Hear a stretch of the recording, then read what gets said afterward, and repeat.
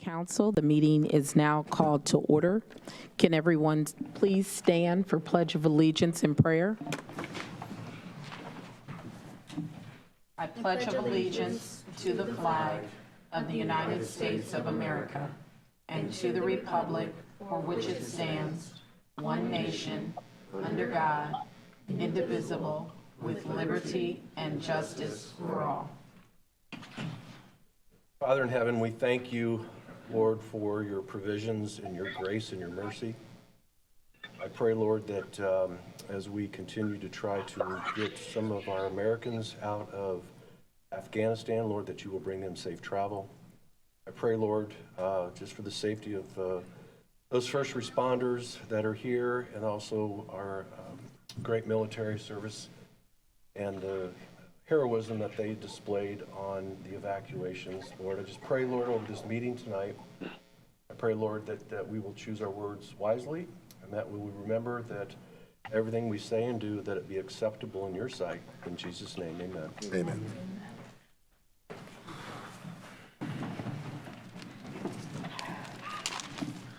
Okay, we have a quorum.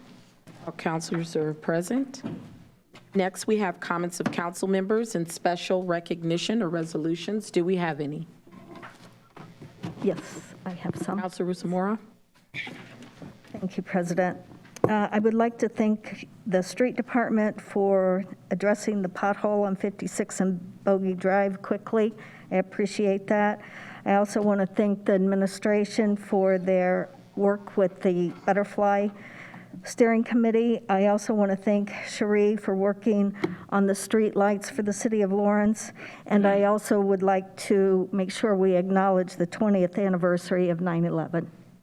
Thank you. Thank you. Madam President, Councilor Whitfield? I would like to let the record show that we're still having a little bit of an issue with our Republic trash removal to trucks in certain areas, especially up where I live. The HOA has reached out to me saying that the trucks are still leaking and the trash is still questionable. So if we can get that in the record so administration can reach back out to our public service, please, I would appreciate that. Thank you. Thank you. Any other councilors? Madam President, Councilor Denny? thank you. I'd like to acknowledge the Parks Department as well, just for their tremendous work with the landscaping throughout the city and all of our different parks, and particularly on the cultural campus and out front, the building here. And I noticed just this week that the Lawrence Community Park, the parking lot has been striped, and it looks sharp again in time for fall ball at the park, so I want to thank you for that. I also want to acknowledge all the parent liaisons at our MSD Lawrence Township schools and within the IPS schools that are working with our parents and other family members affected by COVID and what's going on within our city of Lawrence. So thank you to their hard work. Thank you. Any other councilors? Seeing none, next on the agenda is approval of minutes of regular meetings, August 2nd and August 18th, 2021. Is there a motion? I'll make the motion. Motion, Councilor Freeman. Second. Second, Councilor Whitfield. A motion and a second. Any discussion? All in favor by show of hands? Motion carries unanimous. Next, we have signing of vouchers, approval of claims, and authorization of payment. Is there a motion? Madam Chair, I'd make the motion to approve. Motion, Councilor Denny. I'll second, please. Second, Councilor Rusamoroff. We have a motion and a second. Any discussion?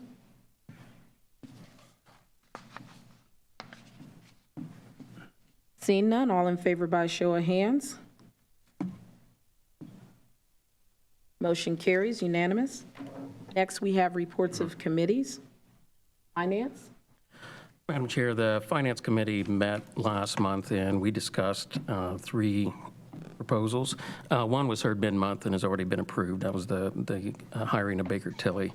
The other two, one is resolution number 13, which we'll hear tonight. It's the approval of the collective bargaining agreement between the City of Lawrence and the FOP Lodge 159. It'll be effective January 1st, 2021 of this year. we approved that unanimously out of finance to the full council, but I do think we have a few more questions to ask tonight.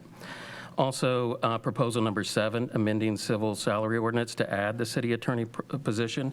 That too was passed out of finance committee unanimously. And I would just note that in the resolution, we're not hiring an additional attorney. We're replacing the title of corporate controller with city attorney, or corporate counsel, excuse me, with city attorney. That's all from finance. Thank you. Code. Oh, I'm sorry. I want to actually apologize. I am not actually prepared to give the committee. That's okay. That's okay. Parks. That would be me. We have discussed and we decided to bring it to the full council. It's unanimous. And that is for Resolution 12. resolution number 12? Yes. Okay. Great, thank you. Madam Chair. Yes, Councilor. I'm sorry. I do. We had our meeting and we did discuss proposal number 6 on Court Street, and we did come to we did recommend passal to full council. Okay. Okay, great, thank you.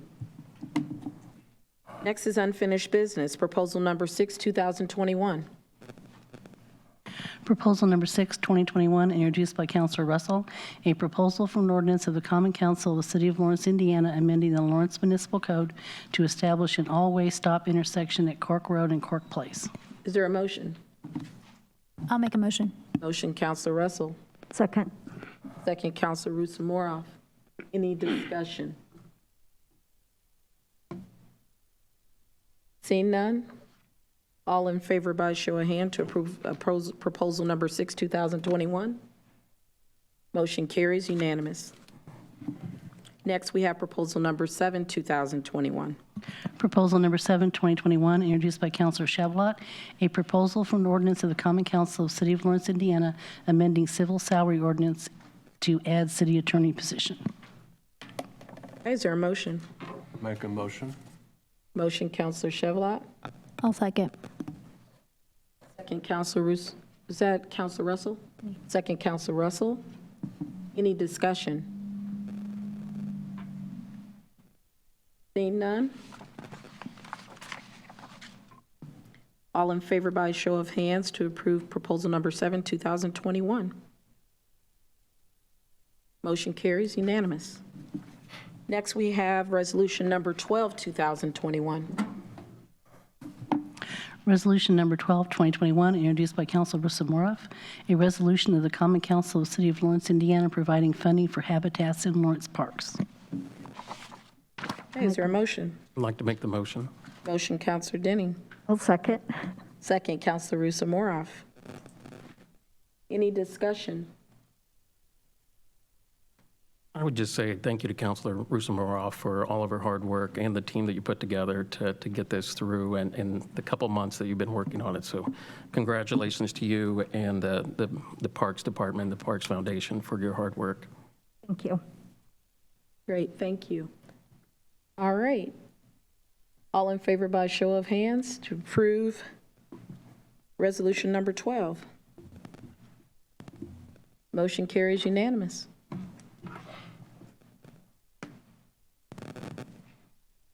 Next, we have resolution number 13, 2021. Resolution number 13, 2021, introduced by Councilor Chavis, a resolution of the Common Council of the City of Lawrence, Indiana, concerning approval of collective bargaining agreement between the City of Lawrence and the Fraternal Order of Police Lodge 159, effective January 1, 2021.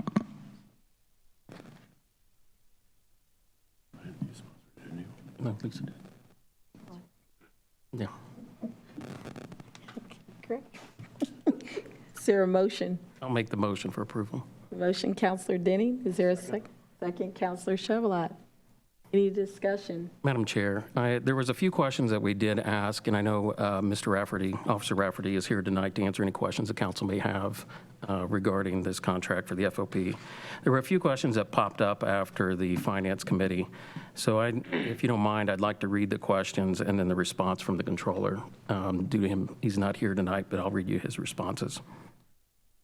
The question was, the contract effective date is January 1st of this year, 2021. What budget line are the new benefits deducted from? What impact do these new items have on the budget?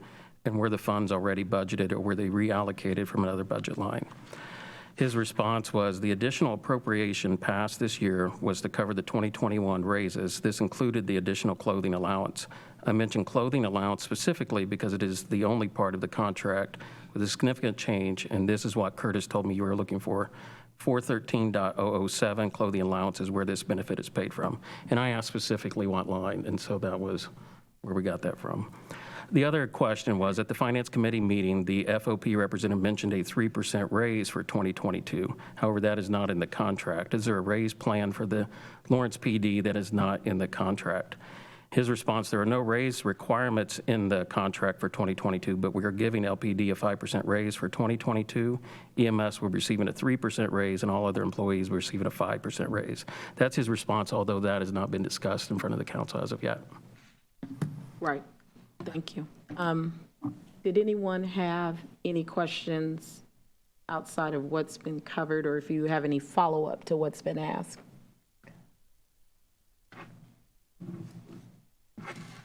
I do want to say that we are concerned about the salary increase piece because we were under the understanding that we weren't going to be doing salary increases in 2022. So we're really concerned about that. We haven't obviously gone through the budget process yet. So it's a little concerning that we haven't seen the budget yet. You know, to then vote for salary increases when we haven't even seen the budget. So that's concerning for me anyway, and several counselors have expressed that same concern. I will just say, just to clarify on the contract, for 2022, it does have 0%. Essentially, August 1st, we put it in there that we can open it up with the administration to discuss, to see what the financial situation is of the city and see what can be negotiated in terms of the amount of the raise. But obviously, we took, you know, COVID and all those things into consideration, and that was the reason for the 0% for next year. Okay, thank you. I appreciate that. I would follow up to that question, Mr. Officer Rafferty. In the contract, it also says the negotiations occur every year, so you'll have another one in 2022, 2023. So there are So it's certain just part of the contract. components, yes, and mainly when it comes to pay raises, 23 and 24, we have in there to discuss an amount, anything above a 3% raise. Okay. So obviously, the whole contract as a whole is not open up for negotiation, but there are certain components that are. And that portion mirrors the fire department. I've not seen their contract, but I would assume so. I believe it does. So the answer that we received is different than what's in the contract. That's not specific in the contract. Okay, because I was going to ask that clarifying question between what we're hearing and what's in the contract. What's written in the contract versus what we're hearing. So would we make a suggestion for an amendment, or do we hold off, or what is our next process in regarding to not to take anything away from them, because we really believe our first responders need anything and everything to do their jobs, and we respect them, but we also have to look and be current with the budget cycle too. So that's the concern. So we could move forward with a motion and the second to approve the contract. I think what we just want to make sure that's clear and is on the record is the salary conversation and decision points there will happen through the budget process. Correct. So just to clarify that the contract that you're voting on this evening does not have any raise put in place for next year. Right. That's all discussion. Right. Okay. So I think we're all on the same page, but we wanted to make sure that we were. So thank you so much for your time, unless anyone else has any questions. Nope. Okay, thank you. We have a motion and a second. Any more discussion? All right. All in favor by show of hands?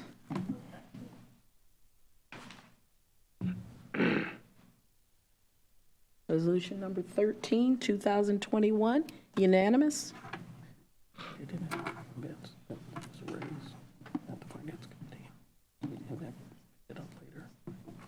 That was the conversation. He just mentioned it's going to happen next year.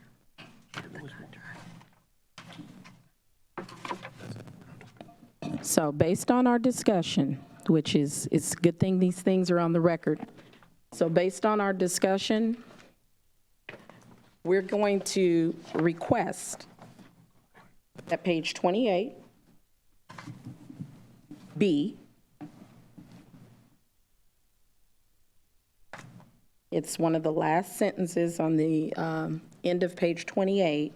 It states, the annual compensation for all members, employees of the police department for 2023 shall be increased by a minimum of 3%. So as I've stated on the record, that is going to be contingent upon the budget process. So I just want to state that on the record because that is on page 28. Okay? All right, thank you. Is that a capital B or a little b? Capital. Capital. Next, we have new business, proposal number 9, 2021. Proposal number 9, 2021, introduced by Council Russell Moroff, a proposal for an ordinance of the Common Council of the City of Lawrence, Indiana, amending the Lawrence Municipal Code to establish an all-way stop intersection at Bogey Drive, Half Mile Drive, and High Grass Lane. Okay, that'll be assigned to code. Next, we have proposal number 10, 2021. Proposal number 10, 2021, introduced by Councilor Wells, a proposal for an ordinance of the Common Council of the City of Lawrence, Indiana, amending the Lawrence Municipal Code regarding requirements for city towing providers. That will be assigned to code. Next, we have proposal number 11, 2021. Proposal number 11, 2021, introduced by Councilor Chavis, a proposal for an ordinance reaffirming the adoption of the planning and zoning ordinances, rules, and regulations applicable within Lawrence and establishing the Lawrence Plan Commission.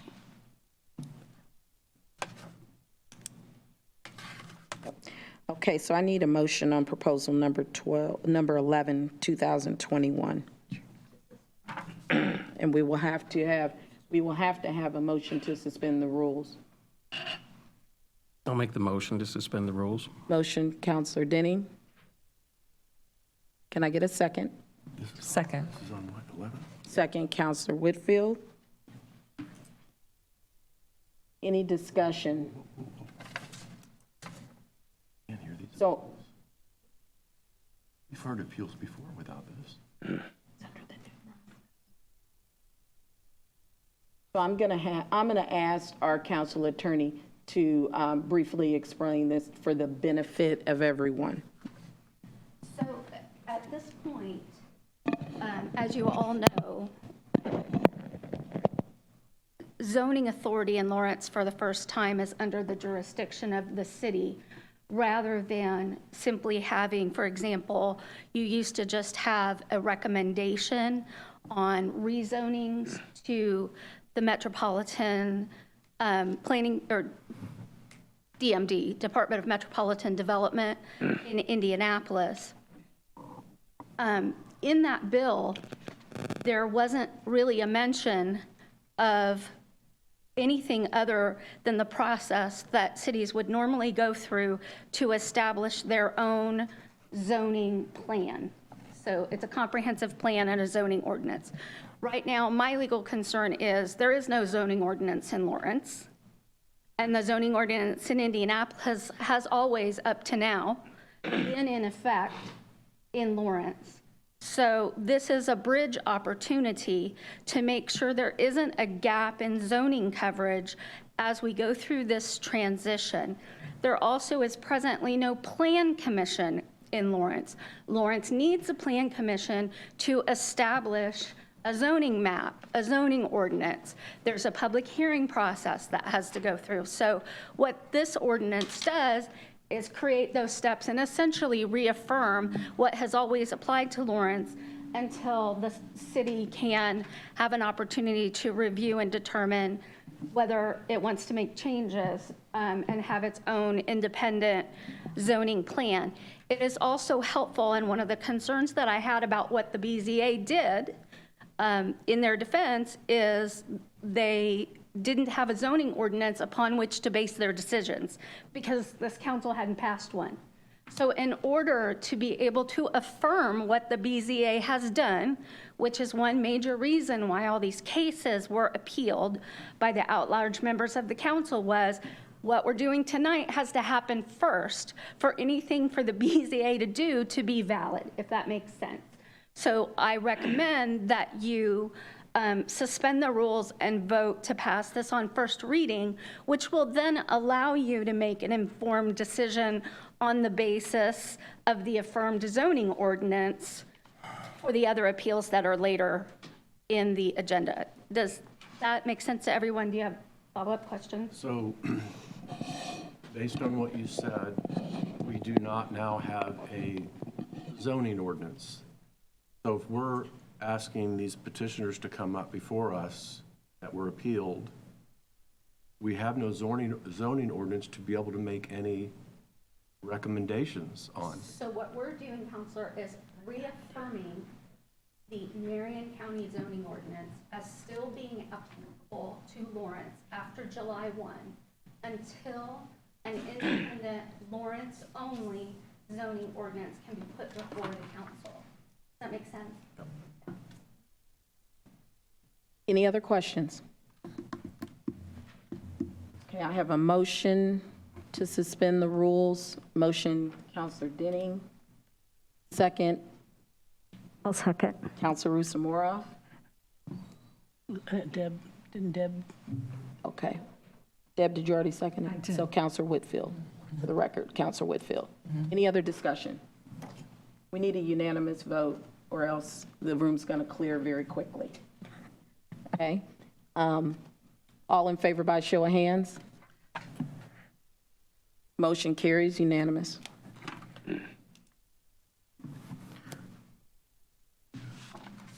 Next on the agenda, we have... Madam Chair, don't we? Oh, I'm sorry. Okay, calm down, calm down. Okay, so we have a unanimous vote to suspend the rules. Motion, now we have, can I get a motion to approve? Motion to approve.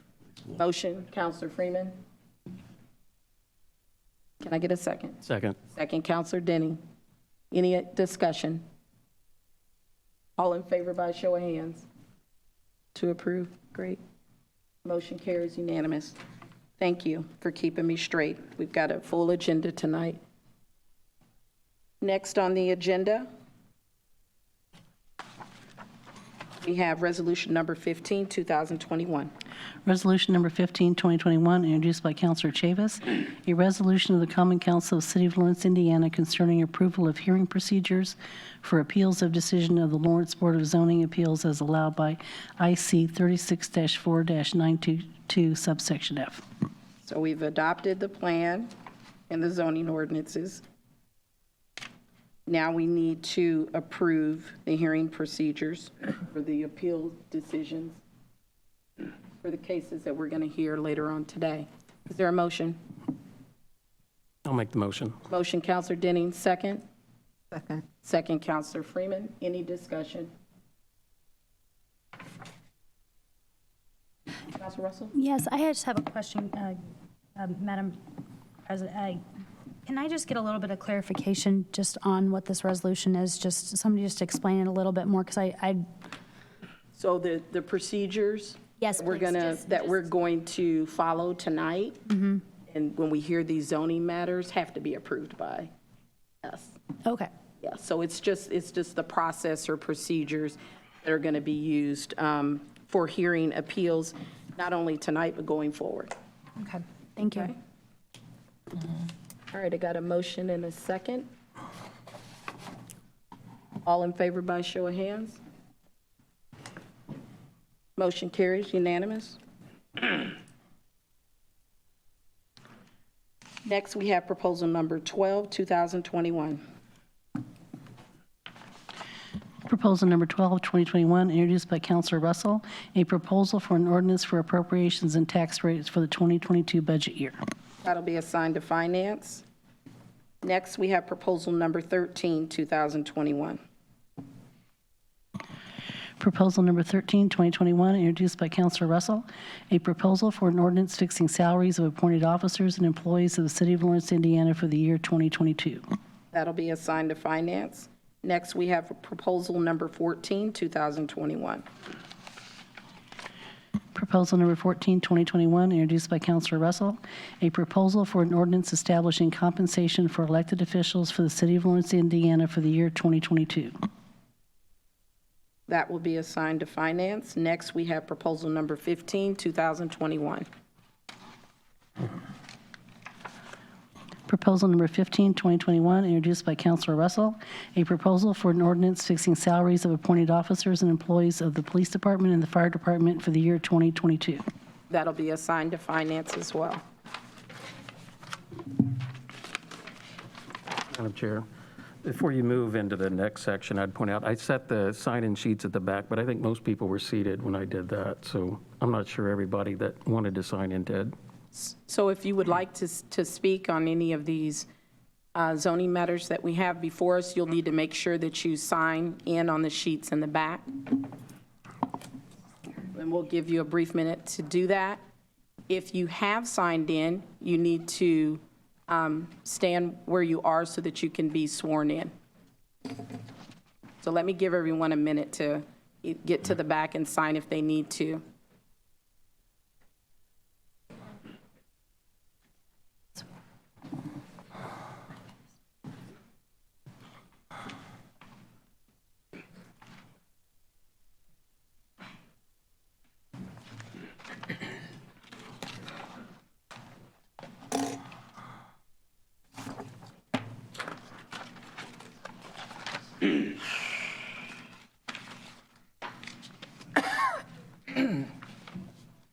Do my normal swearing in.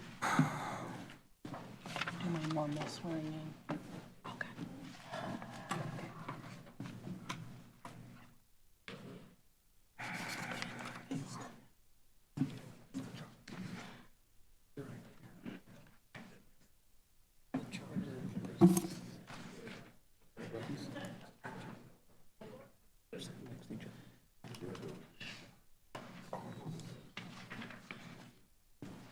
No, he's the...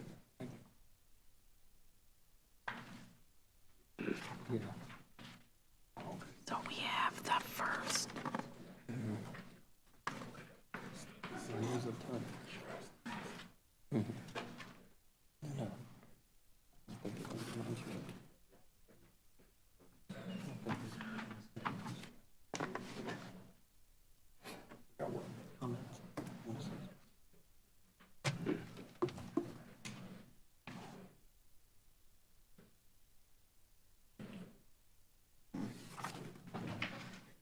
Basically, it's just Lisa wants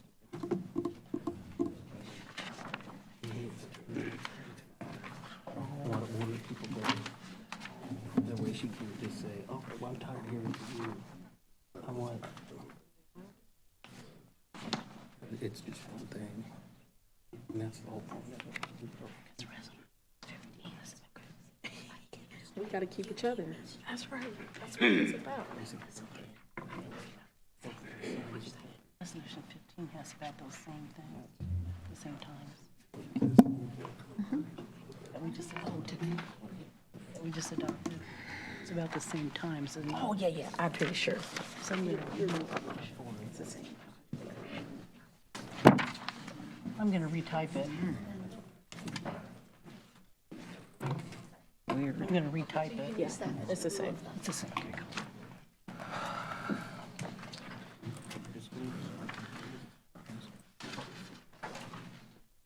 So if you've signed in the back, please go ahead and stand so that the clerk can get you sworn in.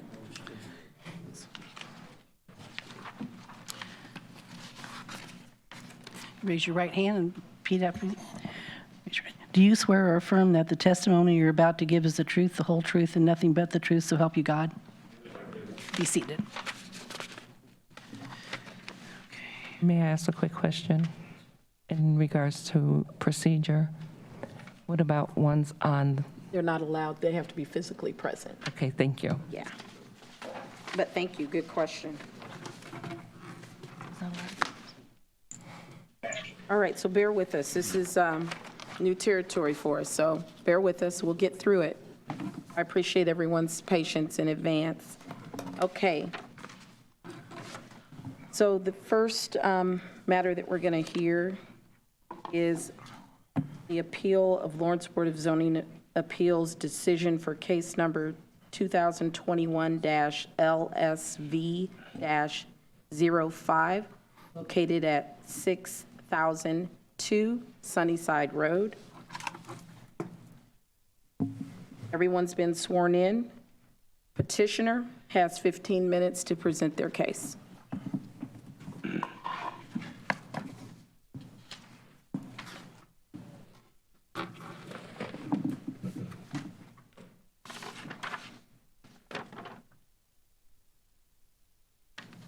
Thank you and good evening, President Chavis, esteemed council members, Joe Calderon, 11 South Meridian, Indianapolis. I represent the petitioner, sports of all sorts. Not sure, I guess I brought stuff that we had presented to the board back in June and July and August. And do I have 10 minutes or 15 minutes? 15. And thought it was and I will say this, well, I'm going to give you 15. I don't think you're going to need 15. But what I will say is that most of the counselors have heard this matter in some form or fashion. Some may have not. Some attended the meeting. Some have viewed the couple meetings that we've had. Right. So I would say if you would give us sort of a high level, but take the time that you need. Okay. Okay. May I? Yeah, sure. Hand these to the counselors. This is essentially a summary of what happened. My client owns a building that used to be known as Incrediplex. We filed a variance petition after my client had received an opportunity to lease space to a tenant that would be, that is U.S. Lumber. With that, there were a couple of development standard variances triggered. One is to allow the outside storage in excess of 25% of the building. This is zoned industrial, so a development standard means that you can have this business. The development standards are outside storage in excess of 25% of the building, and then within 500 feet of a protected district, being the residential district and church district to the north and west. Because we wanted to screen the outside storage appropriately, working with the Economic Development Department, your staff, they wanted us to put up a taller fence on that fronts on Sunnyside Road. A quirk in the ordinance, despite being an industrial property, 3.5 feet is the most you can have for fence height in a front yard. So we asked for variance for that. Procedurally, and I could put this on the screen or just kind of walk through this. We filed this variance back in May. There was an initial hearing in June that was ultimately continued by the BZA in requesting a petitioner to address certain questions. We came back in July, and we ended up with a tie vote 2-2. There were a couple of questions that remained regarding traffic management, and there was at least one of the counselors wanted to make sure that the school district was comfortable with the proposed use. So we secured MSD Lawrence Township's support letter for the August BZA, and then we put in a commitment. The commitment's already been signed and recorded, actually, just regarding steps we would take, or my client would take, to make sure that traffic flow came in and out appropriately. With all of that, the board voted unanimously in favor of approving the development standard variances. There was one other variance that was originally part of the filing that we could withdraw, and that is we did, in the initial filing, we didn't have the fence wrapping all the way around the west yard or rear yard. We took care of that, so that variance was no longer necessary. So now essentially you've got complete screening, there's plenty of woods back there, completely fenced in, and we think folks that had participated at either at the council level or neighbor level were satisfied in August. So we created a record. We always tender findings of fact. We had testimony for the owner, by the owner, on behalf of the owner. U.S. Lumber showed up, talked about its operation. We think they answered questions. We had a PowerPoint. I could put it up if you'd like. We revised and updated our site plan a couple of times to make sure that the fencing was appropriate, in other words, decorative along the front. And we enhanced that with landscaping so that you wouldn't just see kind of a storage yard. We'd want to soften that up a bit. And then again, we put in a commitment to improve traffic flow. So I know that my owner, Jeff Arnold from the ownership, is here. If you have any questions, I'm happy to run through the rest of the PowerPoint if you want, but if the council is satisfied with this kind of abbreviated presentation, then I can stop. Thank you, sir. Remonstrators? Any remonstrators?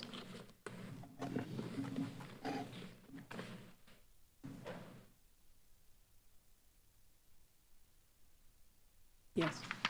Mr. Caldron, can you step back forward for one moment, please?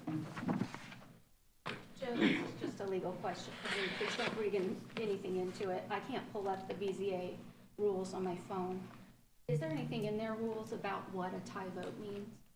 This is just general speaking, not... A tie vote essentially means that you're continued to the next month because you have to have a majority in order to pass it. So it's just inaction.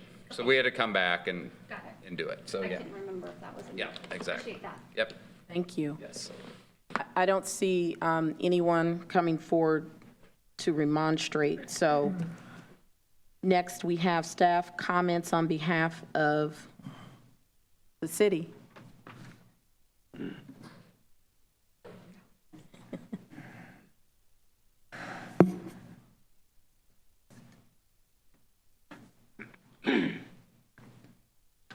Good evening, everyone. Good evening. Dan Zerner with the City of Lawrence, Director of Economic Development. My comments are relatively short. I would defer to logic in this particular case that this property is zoned industrial. If those of you remember prior to my time, that was a steel plant prior to Incrediplex. There's nothing that would prohibit us to put another steel plant in there, run 24 hours a day, dust, noise, trucks. It's already zoned. We couldn't stop it. The petitioner has been very cooperative and made improvements that the city's requested to further protect the city in terms of sight and noise and lighting, security. And it's a relatively benign industry. It's just a lumber distribution facility. Traffic's limited during the day. I think they'll be a great neighbor and great partner. And the owners have been longtime taxpayers and citizens of Lawrence. So I suggest we approve it. Thank you for your consideration. Thank you, sir. Madam Chair. Yes, sir. Is there anyone from the city that can talk to a little bit about the zoning, from a zoning standpoint, not an economic development standpoint? Shree will probably be.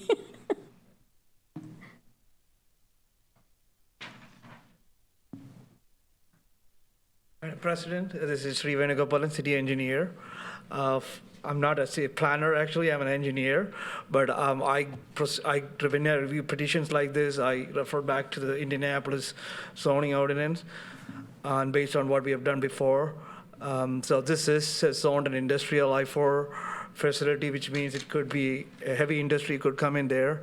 So the reason they wanted this to be a variance was for the development standards for outdoor storage.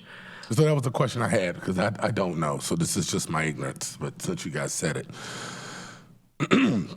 I assume it was a steel plant prior to the neighborhoods being there. Probably before. I mean, you're using that in your presentation to why it's okay. You say a steel plant could come in there, which I understand the zoning, but all I'm trying to say is that, yeah, it was nothing out here 40 years ago, but now we got one of the largest communities on the east side of neighborhoods on the east side, and there are tons of tax-paying people in that community, and so I want to make sure that I'm protecting their interest first. So my question yes. I'm sorry, Madam, may I answer this question? First, wait, go ahead and finish. First question is, how long ago was it a steel mill or steel plant? Well, I don't know the answer, but I just want to, I want to make sure we're thinking of this correctly. So this is not a zoning variance. This is a variance from standards. Standards are how far setback a building is, how high a fence is. So not whether this type of building or this type of business can exist at this location. It can, which I think is what Sri is trying to say. What they're asking for is, for example, I think to make their fences taller. Well, that's where I was getting at. Is what I'm saying is, this is what I'm getting at, is that because it was zoned and it could be a steel mill, we all can agree that that's not a proper usage of it. And if we were to put a steel mill in there, we would have to make sure that we're doing the things to protect the residents. So when someone comes up here from the city and says, I could put a steel mill in here and have dust and everything else in there tomorrow, it's just not cute to me, because I see children riding. I want that area to be about trails and kids and riding. So I just don't like that conversation. We're going to have this lumber yard there. I don't have a problem with it, but I want to make sure, and I think all of us up here want to make sure, that the fences are tall enough, that it doesn't be an eyesore, that this area is a bedroom community more than a industrial community, even though we may have that plot there. So I'm concerned about the 50,000 residents in Lawrence and keeping our community nice and clean and attractive for more folks to be able to sell their homes and have great property value and all that kind of stuff. So I want to keep the conversation more focused on that than the economic impact it has for the city of Lawrence at this time. And I think that's where you were saying. So I just wanted to make sure, when you said someone from the city to represent the city, I wanted to hear the city's thoughts related to how this is going to, from a zoning, standpoint. I think what Chris mentioned is absolutely right. It's a variance to the development standard. So the zoning is not changing. Okay, tell me about the standards. I'm sorry, I used the wrong words. The standards is when the setbacks is different. When you have instead of 500 feet from the residential district, it has to be 450 feet. More like the design aspect of it is a little bit different than what's actually in the zone. So it's not an actually completely different zone, but it's just measurements, setbacks, landscaping. I understand that. I guess I'm misunderstanding. I guess I'm not. I'm sorry to eat this time up. May I answer your question, Counselor? Yes, go ahead and approach. And let me just say one thing. Yes, you can address I'll address his question. Counselor's question, and then we're gonna see if any other counselors have questions, and then we're gonna move on. That's fair. So, Counselor Giles, fair question.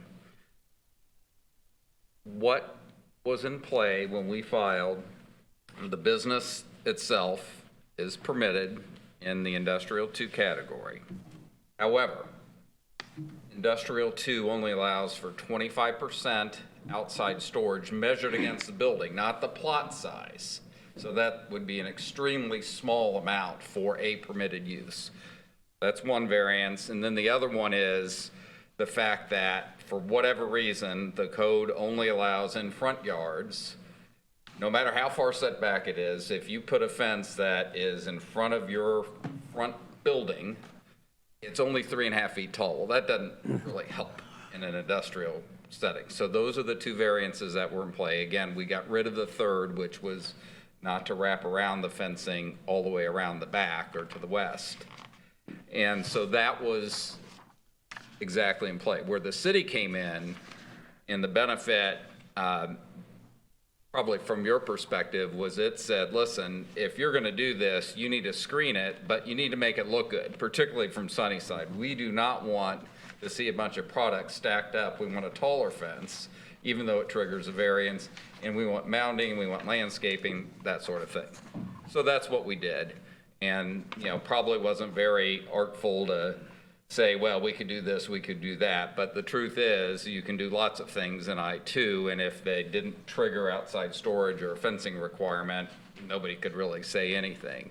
The point we want to make is that when we file a variance for that, we want to make sure that we explain what's triggering it, why the ordinance fails or why it's not practical to develop that way, and then we engage with the city and neighbors or whomever else to make it the best overall package that it can be so that we can get an approval. So that's kind of, Thank you. hopefully that. That's exactly what I wanted to hear. Thank you. So it sounds, One more thing too. and one more thing, sure. So, Councilor Giles, just to answer your question, Chris might be able to clarify that. So it's only because, since it's zoned I-2 now, and if the city would ever want to look at some of those parcels and say, hey, we want to change the zoning to more meet the new growth of the city. I think as a city, we can, and I don't know the process, but I think we can go for a petition and change some of the zoning because like you said, this was zoned I-2 like 50 years ago probably, right? So with the growth of the city, if you think that this zone is not fit for this, it is something that could be done. I don't know the whole process, but I'm pretty sure. Okay, and that's what I was also, and I didn't want to take it there, but when you said, oh, we could just throw a steel mill in here if we wanted to, I'm like, whoa, whoa, whoa. I mean, we can't, Okay. unless we change that, there is nothing that us, say us, But we have the myself or power to anybody change can. that if we needed to. I think so too. So we've already voted on, there'll be a zoning. Yeah. Shree's automatically, he's the city engineer, so, Help us figure that out. yeah. No worries. So, am I assuming that we had no rebuttal, no remonstrators, so no rebuttals necessary, and was that your closing statement, sir? We'll waive that and just answer any other. All right, thank you. I think I have just a couple additional questions, if that's all right. Real quick. So, Mr. Calderon, in the original plan, and I had asked you this before, so the only reason I'm asking it now is to make sure it's on the record and folks understood my question. In the original plan, you had a little track that came off the train tracks for delivery, and with these changes, that's no longer part of the plan, is that? A rail spur? Yes. Delivery? I don't, we do or do not? Yeah, I'll have Tom Cooler answer. I missed the June hearing, so I apologize. if It wasn't in this picture, so I, Sir, did you sign in and were you sworn in? Okay, great, thank you. Where'd you sign in at? For Joe when he was on vacation. Oh, okay. I remember. Oh, yeah, you, I don't have them on the, what's your first? Told you then, we didn't want to drive this decision to a point where you didn't have time to digest it. So we took months to get this figured out, and we appreciate your time. What's his name? So I'm Tom Cooler, 8888 Keystone Crossing, Indianapolis. So part of the draw for U.S. Lumber is to find a facility where you can have alternative transportation for lumber coming from the mills out west or wherever it is. And they are not processing or cutting lumber here. They're just bringing it in packages, trusses, and things that are prepackaged on pallets. They're not processing them. So they would like to have someday transportation. It's tough to find truck drivers and you can't get product here, then they need an alternative source. Mr. Cord, And so the answer is, yeah, they would like to. can you pause one moment, sir? And if you just approach, please.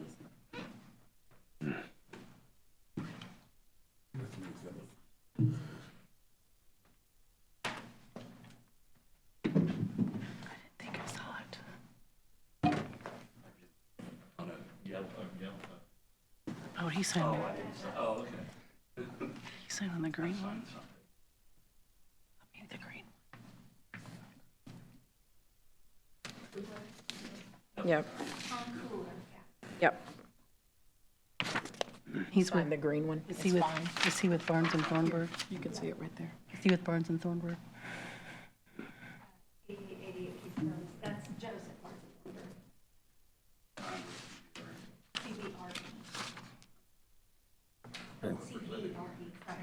CPRE? CB is in boy.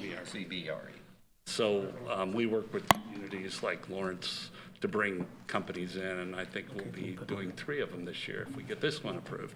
There are 2 others. So anyway, what we're saying is it costs quite a bit of money, but they would like to have the future rights to use the rail access when transportation costs change. So they would, the way the design was, we worked with CSX to bring it on the property to the back.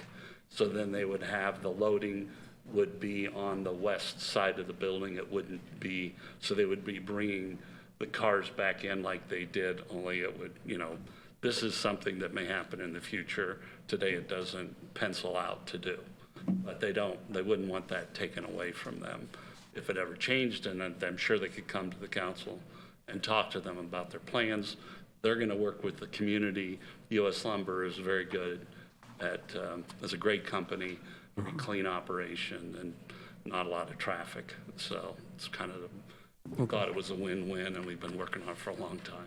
So appreciate your time. Any other questions you may have? Yeah, thank you. That makes a lot of sense. But for the fence that's going up right now, it is going to go up, but in the future, you would come back to ask for a change if needed? Yeah. Okay, or to the BZA or the Planning Commission, the future Planning Commission? Okay. Thank you. That answers my question, yes. Any other questions? Thank you for what you do. Thank you, sir, for your time. Thanks for your time, sir. Any other questions? Okay. Madam President, just one quick. Were there any commitments associated with this petition? Yes. That I missed?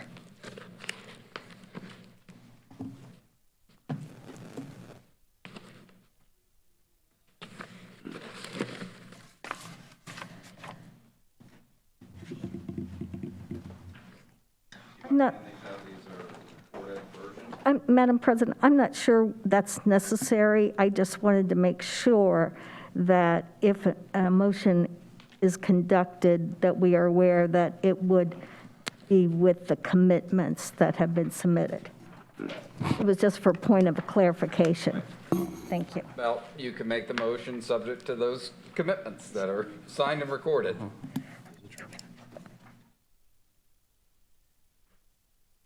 Thank you.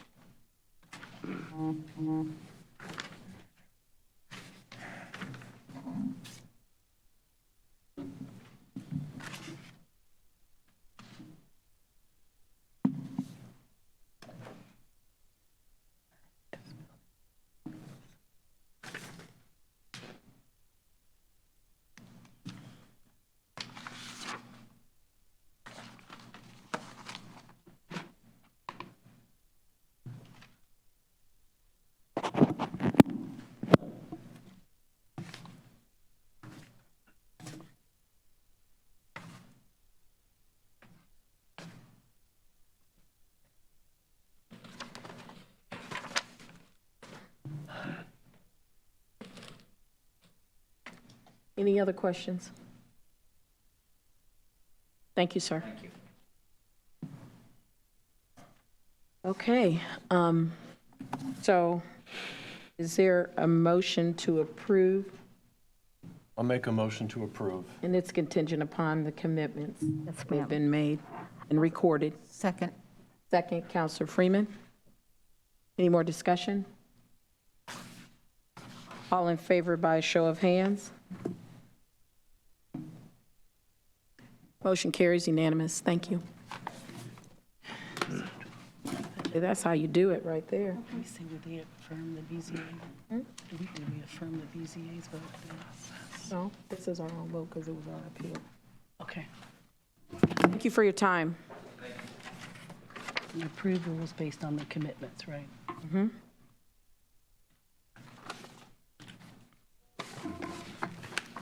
All right.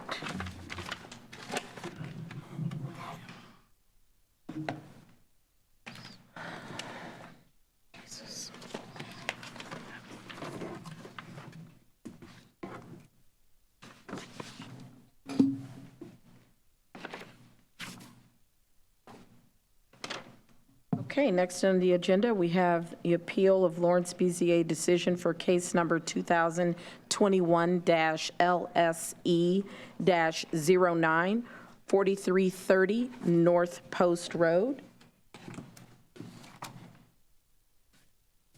Petitioner, you have, stand corrected, 10 minutes to present your case, but of course, that's based on my discretion, so please proceed. Thank you. Good evening, President Chavis and esteemed council members. By introduction, for the record, my name is Howard Stevenson. I'm an attorney with Stevenson Legal Group, LLC, with an office address of 612 East Market Street, Indianapolis, Indiana, 46202. And I'm here to represent the petitioner, Promise Prep, Inc., and I believe I have the executive director, Promise Prep, Inc., Jeff Finellis, who's with us today. And I also have the owner of the property, Pam Leeper, who is with the Reset Center, AKA the Freedom Academy 1, Inc. And they are here in support of our petition, and they also did sign a consent when we filed our petition. Our petition here is for a special exception variance of the SU1 district on the subject property to allow for Promise Prep, Inc. to operate a charter school on the subject property. By procedural history, we filed our petition with, I guess retroactively, the Lawrence Board of Zoning Appeals on or about July 8th of 2021. And we did have our hearing on August 17th of 2021 before the Lawrence Board of Zoning Appeals. During that hearing, we did not have any remonstrators. I did not have anyone contact me at that time, subsequent to our notices that were sent out to the various neighbors. So no contact subsequent to the hearing, no remonstrators. We did come with a favorable recommendation of approval from the staff at the Lawrence Board of Zoning Appeals as well. And for the record, we received a unanimous favorable approval of our petition on August 17th, 2021. So Promise Prep is a Indianapolis charter school that has been approved by the Indianapolis Charter Board Association to operate their school. They are currently a K through 2 school with grades kindergarten, first and second, with, as of August 17th, they had 53 students at the school. And we believe the property is located at 4330 North Post Road. If you remember, I believe that was the former Lawrence Baptist Church prior to the Reset Center administering or taking ownership of the property. And we believe the use of, and we did also submit a findings of fact to the staff prior to the hearing, and I believe they have adopted and approved and recorded that finding of fact. But we believe the use of the property is consistent with the neighborhood.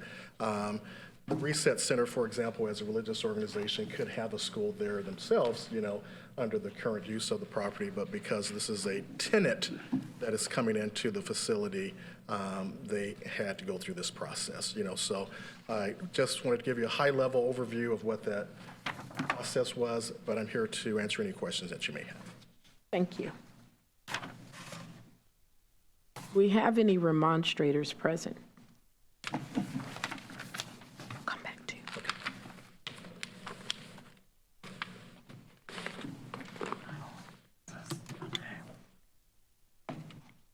Sir, you have 10 minutes to present your opposition or objection. Thank you. Thank you, Madam President Chavis, to the Lawrence Township Common Council. For the record, my name is Reginald McGregor. My address is 11049 Turfgrass Way, 6236. A proud citizen of Lawrence Township, 20-plus years. And for the record, I do serve on Lawrence Township School Board. And in my day job, in my past job, I served as the STEM outreach liaison and strategy owner for a major company, which, just to give you some background, I work with both public, private charter schools across the United States. My concerns tonight. We ask that any school that comes in the boundaries of Lawrence Township exceed the expectations that we currently have for all schools in Lawrence Township School District. We ask that any school that is in this district has the proper and effective learning instructional space where kids feel safe and innovative to learn.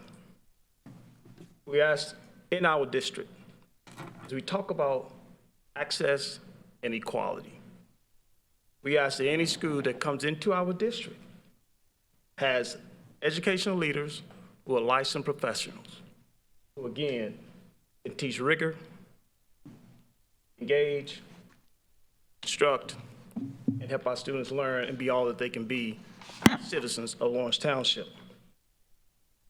As a parent and a graduate of the public schools, we also I ask as a citizen of Lawrence Township, that students have safe space to play, playground equipment that is safe, and that students are encouraged, and students are not only encouraged, but students are also taught to be respectful to one another in that area. We also I ask that any school that comes into our school district has the technology and the equipment to teach rigor, instructional, and given our demands and needs for our 21st century skills, that those professionals in front of our students understand the importance of students not just being creative and being able to do tests, but they also know how to solve problems, what we call PBL, the project-based, problem-based learning. In addition to that, I also ask, as I work with different school districts and schools across these United States, that any school that comes into our community has a proven sustainable plan so that the students that attend any school know without a doubt, and the parents without a doubt, understand that that school is going to be there to serve them throughout their entire time in that school. I'm not here to talk about a lot of data, but we know as students move from one building to another, one school district to another, that the learning loss that occurs sometimes cannot be gained.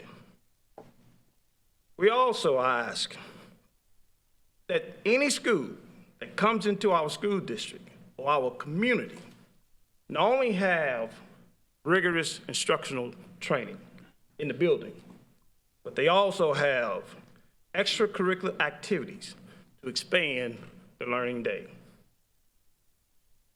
We know we live in a time now where we have to, as a community, come together. This is not a time to be divisive. I'm not here to say what I don't like, what I don't, but we have to be together. One thing that we learned in Lawrence Township that many of us knew, but has highlighted the services that our families need in addition to just students going to school. So a school that is operating our community must have the wraparound services to meet the needs of not just the students during the day, We got to meet the needs of those families. Just to remind you, the schools in Lawrence Township School District, nationally recognized schools, whether STEM programs, Spanish immersion programs, our performing arts, our athletics, and beyond. So we know we have good schools in our community. Any school that comes into this community, we ask operate at the same standards and be accountable just like we are, so that the families and students that attend any school has the access and equitable learning to succeed today. We as a school district is taking on a major mission.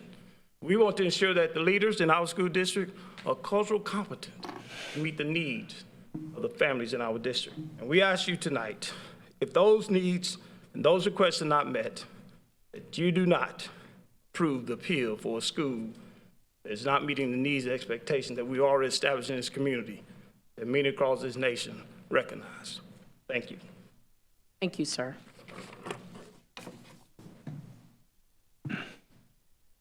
Any other remonstrators?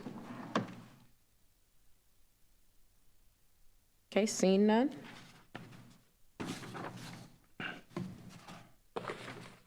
I'm sorry, I'm going to back up to see if staff has any comment.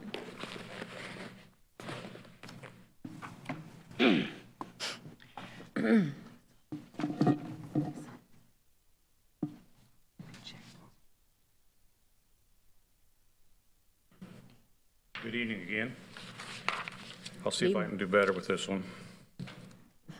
So, Sri and I reviewed this case purely from a staff perspective of legality and whether or not there was any reason for the city to oppose. We did not review it based upon any of the testimony you've heard tonight so far. We do not have a strong opinion one way or the other on this. We just did not see any reason for the city to deny it. Thank you, sir.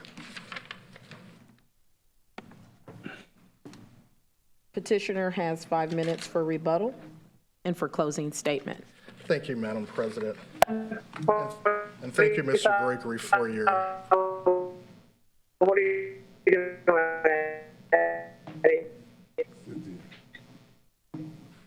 Crystal trying to demonstrate. Well, she cannot remonstrate if she's not physically present. So, Ms. Puckett, if you could try to mute your line, please. Okay, she's muted. Go right ahead, sir. Thank you, Madam President, and thank you, Mr. Gregory, for your comments. I would echo his sentiments. He said he is a parent, and I'm the parent now of, can't believe it's 3 adult sons, and I am a graduate of public schools myself. My wife is a 28-year teacher in public schools in elementary. I went K through law school, and they all were in public schools, and I think I turned out okay. My wife went K through college with her School of Education in public schools, and all 3 of our sons went K through bachelor's and master's, and they all were in public schools. So I'm a proponent of public schools, and I am a supporter of other schools if they meet the needs of our students here. In terms of Mr. Gregory's comments in terms of wanting to have a school come into the district, not just Promise Prep, but any school that is at a high level. And Promise Prep meets those standards, although I don't believe those are standards that will be a factor in a notice of appeal from the Lawrence Board of Zoning, because we don't have you can't look into the future and say, you know, in foresight, well, this wasn't a good school, or this elementary school in Lawrence MSD is not good. That's not the standard here. I will say that Promise Prep went through a rigorous, comprehensive approval process with the city of Indianapolis. This is a Indianapolis-sponsored charter school through the Mayor Hogsett's office, and it's been approved by the Indiana Charter School Boards Association. And all of those factors that Mr. Gregory talks about in terms of providing proper learning space, access and equality for all students, safe spaces to play. The Reset Center is a safe place. It's a great place in our community. It's been providing great service. And the Charter Board Association would not approve Promise Prep if they didn't think this was a good location and a great space for them to provide their services. They have the technology and the equipment. And also proper sustainable space and extracurricular activities. They provide that. I don't want to be in a position here where I have to prove a negative, to say they're doing certain things. But this is a great, reputable school that is meeting the needs of students in the Lawrence community. And I think that's a plus. But notwithstanding that, that's not the standard as it relates to this notice of appeal. So I would respectfully request that you approve the decision by the Lawrence Board of Zoning Appeals. Thank you. President, you're going to open it up? Questions? Right ahead. Okay. So K through 2. Yes. Can you give me a general idea about the type of students that this school is tailored for? Yes, and I may have the executive director, Ms. Pinellas, can you come? I've heard some things, but I'd rather Sure. officially hear. And there are approximately 53 students Okay, at that point. thank you. Now, if you can approach. Yes. Good evening, everybody. Thank you very much Hello. for having us. State your name for the record, sir. Jeffrey Finellis. Thank you. With an F. So we serve currently 55 students, and if you speak from a demographic standpoint, our population is about 70% Spanish-speaking Latino and 30% African-American. But I also like to mention that when we speak about the Latino Spanish-speaking population, it actually differs. A lot of families migrated from Haiti to Nicaragua, so their children are actually born both Spanish-speaking and Creole-speaking. So we have trilingual families coming in to the community that we're serving right now with a growing population of students that are African-American as well. And so we also have a mix, bilingual, trilingual, and then English-speaking population. Thank you. Good question. Any other questions? Madam President, Counselor Wells? thank you. I'm real familiar with the building. I've spent a lot of time in that building doing work on it, and I've plowed, I couldn't tell you how much snow back when Lawrence Baptist owned it. Let's be thinking a minute. The south wing of that school would be where your classrooms are going, because there already are classrooms, if I remember correctly, in that south wing. It's a 2-story wing. Probably, I'm thinking maybe 8 classrooms, 4 down, 4 up, possibly. It's been a while since I've been in it, but with that being said, I'm just curious, was it not a class or some kind of a school when Lawrence Baptist had it? Because I know those were classrooms, and I'm just trying to understand why it is the zoning may have changed, or do you have any idea? Well, we have not had a zoning change. Lawrence Baptist, and if Ms. Leeper wants to address that, she can. It's my legal opinion. Now, I haven't researched this, so it's kind of knee-jerk. It's my understanding with the use that Lawrence Baptist had as a religious organization, they could have had a religious school there under its current use. So I've done several of these. I'm counsel for Eastern Star Church, and they have a charter school, rooted school in their facility. Eastern Star, I've been a member for 28 years, so I know the history there. Eastern Star previously had its own church school there for 10 plus years or so, or longer. Several years ago, they discontinued that, but they were using that under its current zoning. The religious organization can do that, but when Rooted Schools came in to that facility to rent the church for their charter school, similar to what Promise Prep is doing here, we had to go through this similar process, and I did that downtown at the City County Building for Rooted Schools. So Lawrence Baptist would have been, once again, haven't done a comprehensive look at that specific subject property, but they would have been able to utilize it without having any exception to the land use. However, since Promise Prep is coming and did not have any prior affiliation with the current owner, the Reset Center, that's why we're here for this process. Well, if I could, one more thing.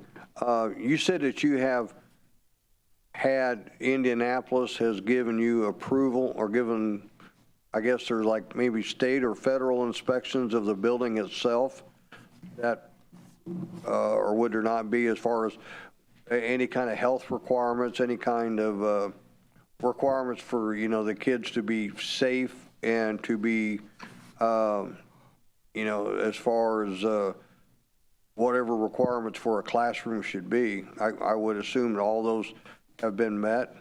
Yes, those have been, it's my understanding, and they do have supervisory inspection rights, if you will, if that's a good terminology to use, by the Indiana Charter Board Association. So the agreement that Promise Prep has with them, and I'm privy to that, they have rights and opportunities to come in and make sure everything is in compliance with what. The reason that I bring this up is when Lawrence Baptist owned it, they no longer use that wing for classrooms. I'm not sure what, I don't think they used it for anything. They just left it basically vacant. And I know the air conditioning equipment was stolen, and it was gone for, well, probably up until the time the new owner purchased it. And I would like to say or commend the new owners, because they definitely have made some very noticeable improvements of the facility. It's really, it definitely shows. But so that was my only concern, is that, like the gentleman said about playground equipment, and with the age of the children that are going to be there, is that a requirement that playground equipment to be purchased so the kids can have recess? And So I want to keep us on track here with what, because really that really is irrelevant to what we're hearing tonight. So I want to make sure that I keep us on track. So I'm gonna defer that question. And Counselor Denning, you had a question. Counselor Giles, you will follow. Okay. Counselor Denning? Okay. I basically had two questions, and I wanted to follow up to basically your comment on, and perhaps you can give an answer to it. I think the reason you need to have the zoning request is because if you're a religious school, you have completely different funding formula from the state of Indiana. You would not be able to operate in the same manner. Correct. As before. So as a charter, you have to have a charter zoning. Yes. As a religious school, that's a voucher. Yeah, correct? totally different funding. Yeah. Different funding sources. Okay. And you mentioned in your comments that it's a great and reputable school. Is it currently operating, or? Yes, it is currently operating. How's it operating without the zoning? Well, we went through the Board of Zoning Appeal. This is uncharted territory for us at this point as relates to the notice of appeal and the retroactive zoning for, and I know zoning was just, the city just recently took over the zoning from Marion County. So they have been operating. Yeah. So as of this August, in a few weeks? Yes. Okay. And then you also mentioned proper learning spaces. And I think this goes to Councilor Wells' question. What part of it, the building is remaining sort of a church and is part of the building, so we're kind of rezoning portions of the building or the whole building? Yeah, it's not, and as I understand it, the recommendation from the staff was that this approval is specific to Promise Prep, so it's not a rezoning, as I understand it. It's specific to Promise Prep and limited to that tenant. So if Promise Prep would leave after the end of their term or their lease or before that for whatever reason, a subsequent tenant who comes into that facility would not be able to bootstrap onto this approval that Promise Prep would receive. They would have to go back through the process themselves. So we don't have a rezoning of the property. So the Reset Center is still utilizing the facility. And Sleeper, if you want to come up and talk about what portion that the Reset Center is using. I do know there is a second level and the school is not utilizing that area. Hi, I'm Pam Leeper, so from the Reset Center, and the agreement we have with Promise Prep is they can use the entire first floor as they see fit. And then to your comment about playground equipment, over the summer and school year to help the community because, schools were down, we did e-learning. And so we used classrooms and technology. When we went outside, kids didn't need playground equipment. They loved to run. We had some balls and frisbees, things like that. They just liked being outside and playing because one of the things we had considered was should we put some playground equipment. But when we saw what the kids were doing, we're like, they just need space. They just need space to run around, be a kid, play tag, play freeze tag, throw the football, whatever. And so I don't know that playground equipment is a real big thing, but the space to go outside and play, we have plenty of that. So. No, and I've met everybody personally, so you all have done a great job with that corner, and so I really appreciate everything you've done, Pam, for the Reset Center. Okay, I do have another question then. In your document, you said 75 students, and you're at 53 right now for K2. It seems like you don't have a lot of room for 3 through 6 in that 75 students. Is maybe that wasn't quite correct, 75 students, or? Yeah, that was a part of the plan of operation that was submitted, and the school is looking to grow each grade level in each subsequent year. So next school year, they would hopefully add the 3rd grade, if you want to speak on that. Yeah, we typically actually shifted our enrollment to have 50 students, K to 2.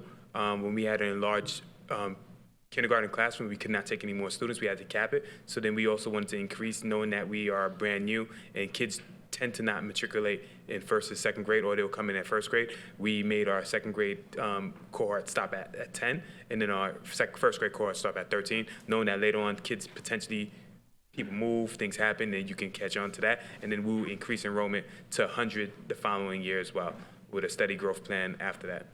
K6 roughly. K6, yeah, K6 100 roughly. okay. And like we said earlier, we definitely want to add value to the context. We appreciate the work that's being done here and all over, and we are also centrally located in a place where we have large housing complexes right next to us, in which a large amount of families are migrating to in many different ways. So we're serving families that live directly around the corner from us as well, and we believe that we are adding value in many different ways to the work that's already been established and the foundation that's been built already. Yeah, please. Counselor Giles? What's the total capacity that you see the building will be able to hold? My question. We had, during e-learning, we had at one point in time like 80 kids. We could probably do more, but that's what we had. So 100 is probably, I would say, maybe maxed out. And that's just on the first floor. We can go upstairs. There's, 3 larger rooms there and a couple smaller rooms. So you could probably get to 125 easily. Okay, I was just figuring what the growth was. As we're starting at 50, 5 years from now, do we still want to be 50 or we want to be 125? We're going incrementally and being strategic and intentional about the growth, but coming into a pandemic year, we want to be intentional to serve the kids that we had, first and foremost, and understand them. We're coming to a time period where we are getting a large percentage of students and families that do not speak the language at all. Retroactively speaking, we're a group of kids that have had provisional gaps, to be specific with the word, due to COVID-19, that we want to ensure that we're taking the time to understand the landscape a bit more and learning, we are not perfect, and we're growing, we're learning every single day, and we're just blessed to have the families we have currently. Okay, I'm going to take one more question, and then we're going to... So is the school immigrant focused? It is not. It's just the families that enroll in our school. Just answer what's around, because I live in Mason Gardens, right next to there, and there's a large group of Haitians that are coming in there, and there's also Spanish speaking. I mean, I hear those 2 languages probably more than I hear English in Mason Gardens. So for the families just to be able to come and not geared toward, but that's where your population is right next door. So it's not geared towards, but that's your population. We have done extensive outreach, so what ended up happening is families shared, because we also have, we just had a meeting right now, we had Haitian speakers, we had Spanish speakers, and that exclusivity actually warranted more families to come through. We're not targeting any particular families, that's just the families who enrolled, and if they enrolled, we take full ownership of it. Thank you so much for your time. Thank you. Thank you. Now, I'm going to allow for the remonstrators to have 5 minutes for rebuttal and closing statement. Thank you. You know, Madam President, Lawrence Council, it's kind of this discouraging conversation as we talk about space, and to even think that we need to talk about what a building looks like. I don't have to tell you what our buildings look like across our district. We do believe that every family in this township should be proud of the building as a reflection of the community.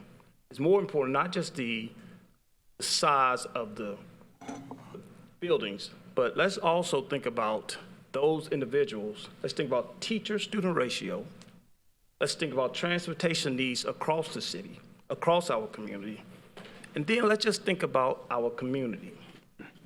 As we talk about, here we have a 5-star school district with resources, professionals, dual language, tri-language speakers, licensed professionals, doing everything we can to address the needs of this community. This is not new. In fact, when I moved to Indianapolis, it was Lawrence Township School District that attracted my family to move within this township. And I am proud to say that we continue to build on those legacies and strong principles of educating all students in this community. I know there's some economic promises and there's some economic benefits. But let's get to the basic of making sure that students in Lawrence Township are being educated in educational buildings with licensed professional educators, with playgrounds and any other lab equipment that is needed for our students to succeed in this 21st century. We are at a point now that as we talk about learning loss, this is not the time to launch a pilot project for our students to be guinea pigs. It's not the time for that. We must be intentional. This entire community must be intentional to support our award-winning school district to make sure that our families and our students are able to meet the challenges that's going to address them in the future. Thank you, Council. Thank you.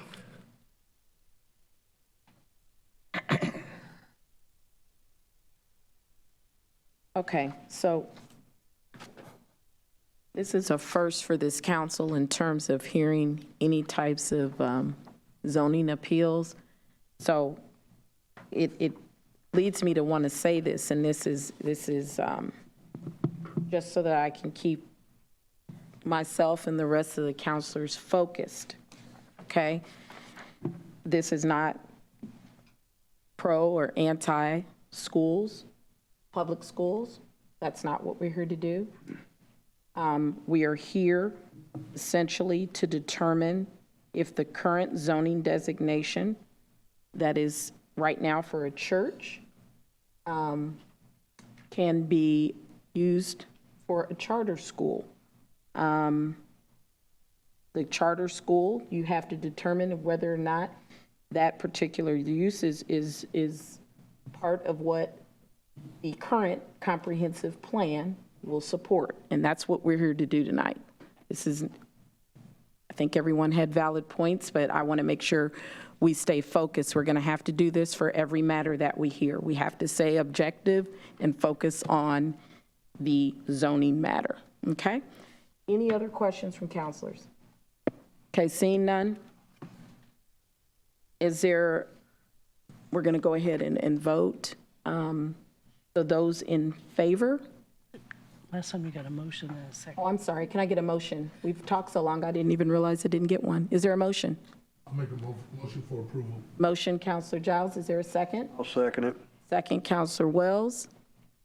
Any more discussion? Okay. All in favor by show of hands?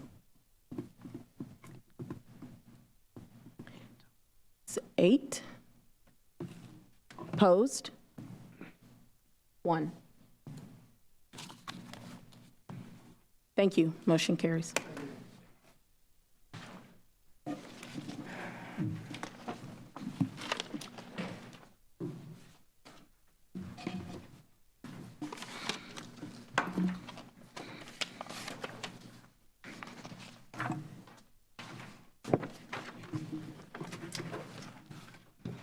Next, we have Appeal of Lawrence BZA decision for case number 2021-LSV-10, 5602 Cato Drive.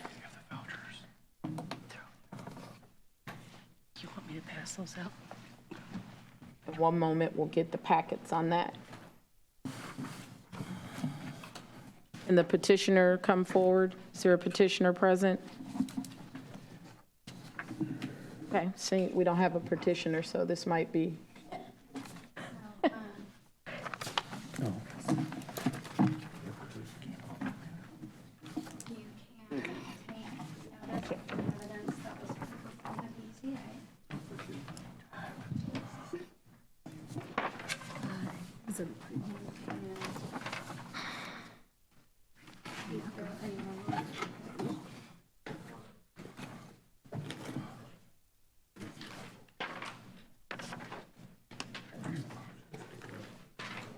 So this is the sign on Lawrence Central.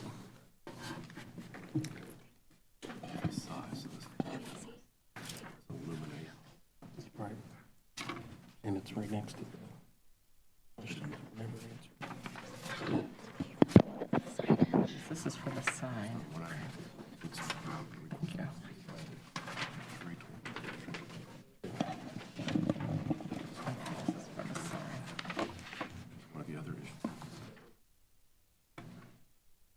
Didn't watch this one. We should. I think go ahead and take notice. Position if you need That's what we got.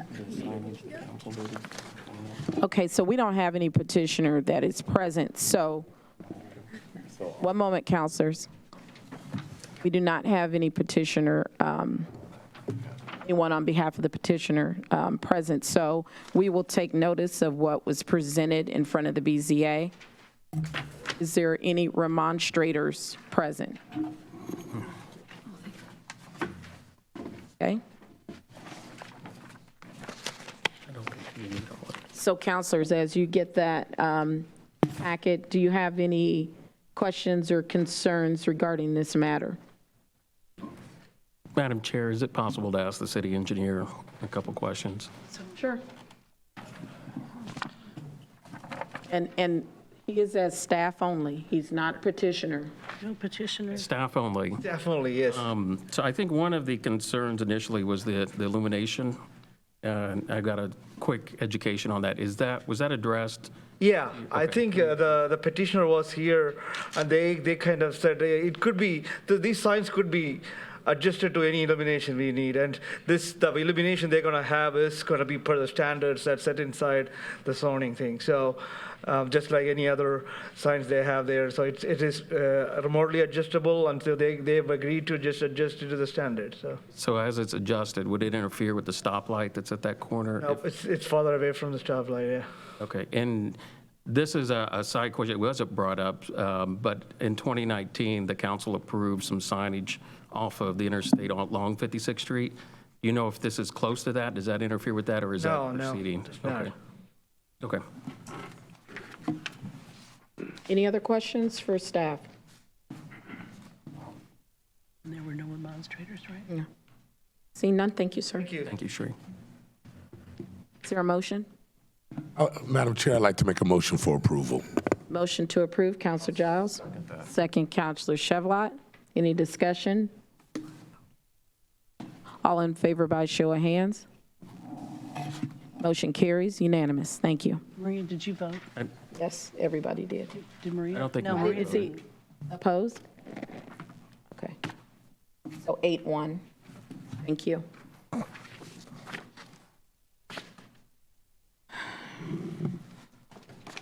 Next on the agenda, we have appeal of Lawrence BZA decision for case number 2021-LSE-12, 7650 Oaklandon Road. You want me to pass this out? And the petitioner can come forward. You have 10 minutes to present your case.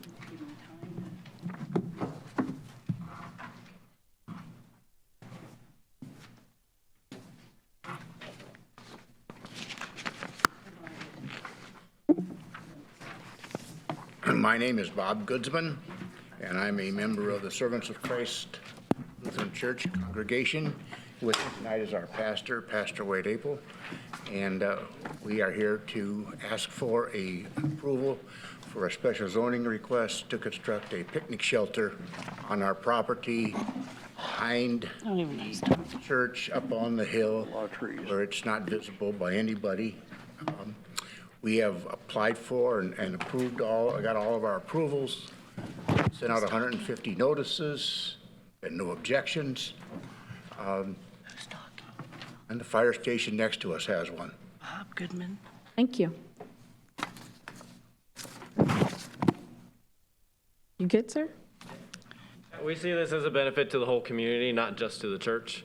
As COVID has made us aware that we could use more park space in our community, and outdoor space for people to gather safely is ever growing. And so we want to make it available not just for the church, but for those in the community who would like to have a family gathering or things like that as well. Thank you. Are there any remonstrators?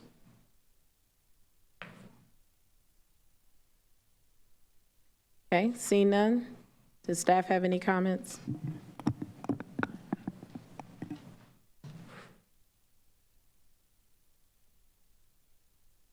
Madam President, Sri Venugopalan, City Engineer. So this was a pretty straightforward application. We just looked at the legality, and the way that it is zoned is a special use zone. So anything you do on a special use zone, you have to come for a variance. And this was pretty straightforward, so we do recommend approval of this. Thank you. Madam President, can I ask one question? Sure. Just one question, real quick, I know. So based on what you just said, I think you did answer my question, but so because of the zoning, they required a rezoning, not a permit just to build the outbuilding? It is not a rezoning, it's a variance, excuse me. So it is because most of the church properties are under special use zone, and anything you do have to change that, it has to come through a variance. Of course, when they actually build it, they would, depending on the size of the, picnic shelter, if it is a permanent structure or temporary structure, they would have to come for a permit. Okay. I was worried we were giving them legal costs they didn't need, so thank you for They answering. will have to come for a permit when they actually build it.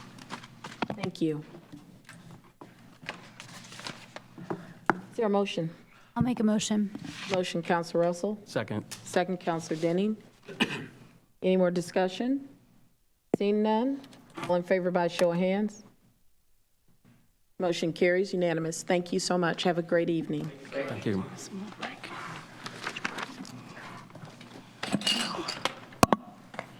We'll take a small break. Have a good day, sir. Take care. You guys good? Can we take a small break? Goodness.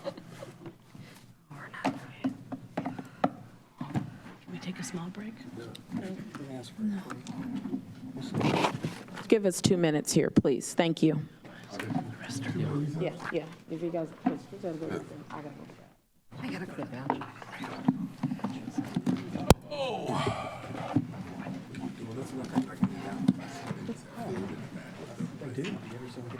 Yeah, they always walking in the back. I'm like, who knows what?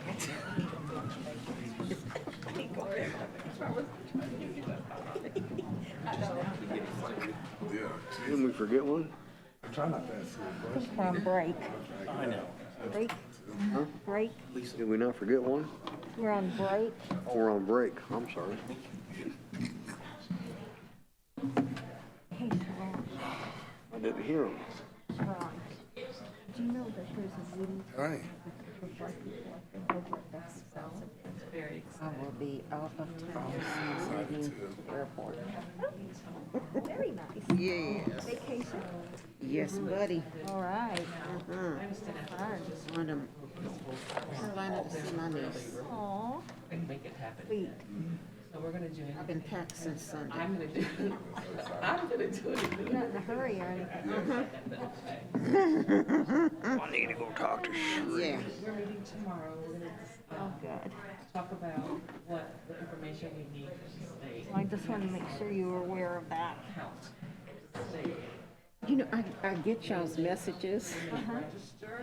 And I'm like, I hope they don't think that I'm not interested. No, It's just, So when they register, they're going to print out where they can go and get the second shot. We're down to do this.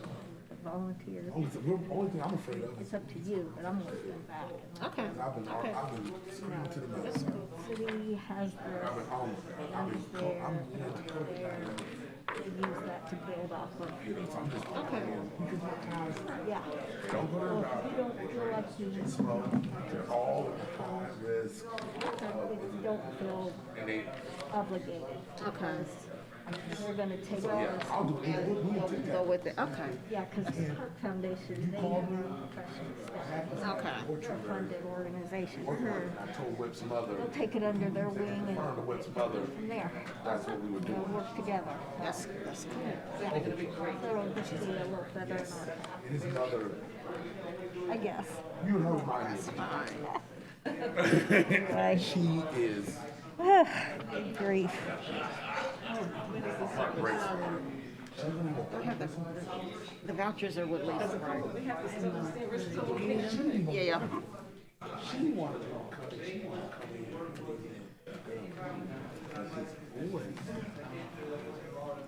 to Gave them to Lisa. I think Lauren has them. Lauren has a thing. So yeah, so that's what's going on. But yeah, it's just trash. But no, we're so excited. And they even had other. I even had other motorcycle clubs that were somewhat. She already signed it. You still have the vouchers? So Lisa must have them. Yeah, Sharon's got them at the moment. Sharon's got them. It's like the hot potato. All right, thank you though, Dan. Okay. Let me know when you want me to answer the contract question. Would you want to later? The Lawrence PD contract question. I'm on fumes here, so It was a question I came up with because the contract started in 21.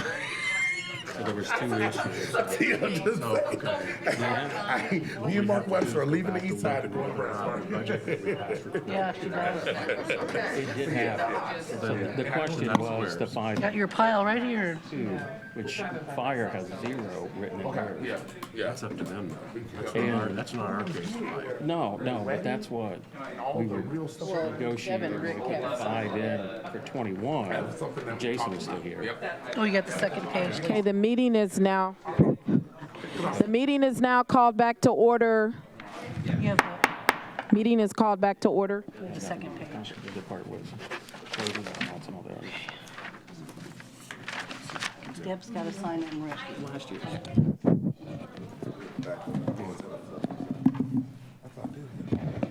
He has it.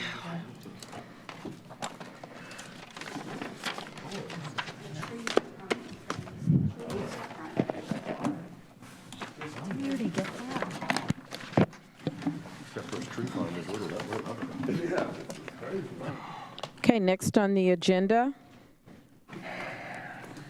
is the appeal of Lawrence BZA decision for case number 2021-LUV-08, 12024 East 65th Street. Petitioner has 10 minutes. Thank you and good evening again, President Chavis, council members, Joe Calderon, 11 South Meridian, representing petitioner, Significant Cars, Inc., Sean Miller, the principal, is here with us tonight. So the top packet is just 4 PowerPoint slides, if you will, that essentially summarize the activity to date. And what we asked for, and we filed this in June, so it was ahead of the July 1st changeover date, was this property is zone C3, which is a kind of a commercial, light retail type zoning district. My client deals in classic antique cars. It's not a car lot, it's not outside activity, but technically he has to fit in a C5 category by right or seek a variance. So this property is zone C3. We filed the petition with a plan of operation and with commitments, which was done when we filed in June. So procedurally, Before I was pulled in, a petitioner contacted the city to talk about it. The city wanted to make sure that this was an appointment-only type business, not customer traffic-driven. We filed in June. The hearing was set in July. We got here for the July board meeting, and Councilor Rusamarov requested and was granted a continuance to August. So we held an on-site meeting with the councilor, several neighbors, myself, my client, at the site in late July. There were 3 people that showed up in terms of neighbors. 2 were in support, 1 was against. We came back and presented to the BZA in August. They voted 3-1 to approve, subject to some additional commitments and a plan of operation. The additional commitments was to make sure we weren't going to market this property like a, quote, used car lot, lights, banners, et cetera, and a limitation on on-site types of repairs. For the record, we tendered as part of our filing findings of fact. We had testimony by myself on behalf of the petitioner himself, other interested parties. The exhibit book that you have that's in the white top sidebound is exactly what we gave to the BZA, with the exception of number 11, which we added, which are the findings of fact that we've included in our filing. We included a petition that was signed by at least 25 of Mr. Miller's neighbors, including almost all the adjoiners supporting this. We incorporated the plan of operation to make sure that our goal was met, and that we wanted to portray this as being no more intense than a commercial use that could take place by right as far as C3. The commitments tie everything to the plan of operation. No used car lot marketing.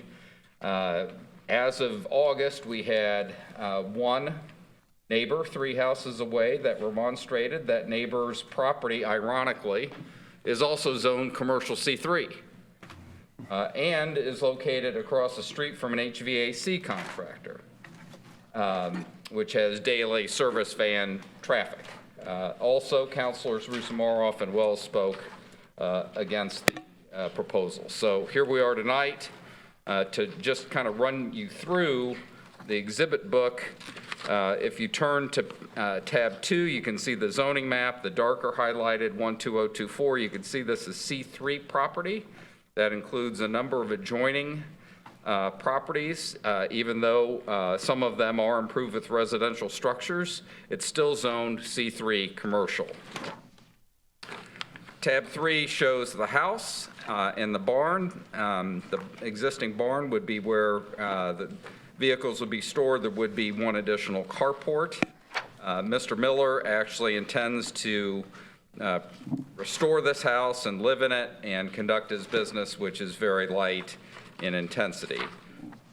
Tab 4 is a site plan that is conceptual in nature. We don't have a complete survey, so there is a barn proposed. The Board of Zoning Appeals did not approve a variance to allow any cars to be in any proposed pole barn. That would have to come back to the board. I think that's an important fact to understand. Tab 5 is the plan of operation. It talks about the operational hours, Monday through Friday, 10 to 5, Saturday, 10 to 5. This is appointment only. This is very light traffic. Imagine, for example, we had a Dollar General or a restaurant that qualifies in C3. You'd have probably 25 times the amount of traffic on a daily basis as this would generate, which could be 0 a day, a half a day, 1 per day, along those lines. Mr. Miller currently operates this business singly by himself. He may hire somebody. These aren't car salespeople that will be patrolling the lawn. There is no cars on display to sell on the lot. This is mostly a business that's done via the internet. He has connections in the very, very rare cars. He specializes in Cords, Duesenbergs, and others that are really marketed to a select number of people. So that's the plan of operation, tab 6. You can see the signed commitments. We've not recorded these yet, pending this evening. You can see that, again, we've tied this to the plan of operation to Mr. Miller himself, so this can't be a runaway train. No banners, flags, et cetera, no commercial auto repair, bodywork painting, et cetera. Tab 7 shows the kind of cars that this operation deals in. We actually had a couple similar cars on site for the meeting. These are not stock cars that you display outside. These are very expensive. So it's the kind of intensity that we wanted to convey to the board that is much more akin to C3 than C5. Tab 8 has a number of the neighbors that signed supporting the petition. That's pretty rare. And then tab 9 kind of shows that, again, that map, that zoning map with stars where neighbors signed in support. You can see virtually all the adjoining property owners signed off in support of this, and that's important because one of the findings does require a finding that the use or value of adjoining property will not be adversely affected. We think by those neighbors' actions that finding is certainly met. And then tab 10 is just a letter from the architect that's been hired to kind of manage this in terms of future design. And then finally, tab 11 are the findings of fact, which we, again, were in the file for the BZA. We'd like to incorporate those into the record this evening. Would you like to come up and say anything? Do we have another minute or so? Or how many minutes do we have left, do you know? Probably a minute or so. A minute? Hi, I'm Brad Kloffenstein. I live at 5674 Lawton Loop West Drive. I'm president of the Greater Lawrence Chamber. I'll be brief on these comments. I've known Mr. Miller for about 10 years. He's a great guy.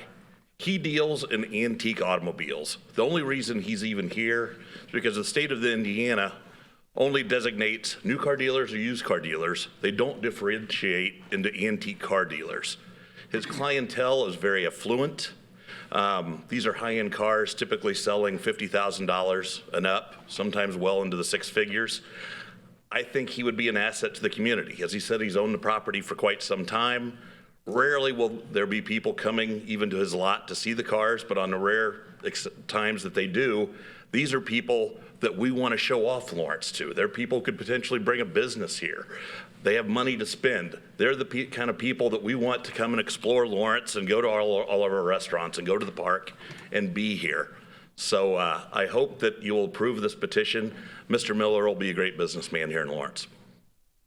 Thank you. Thank you. Thank you. We're happy to answer any questions the councilors may have. Okay, before we do that, I would like to allow any remonstrators to come forward. Okay, seeing none. Staff?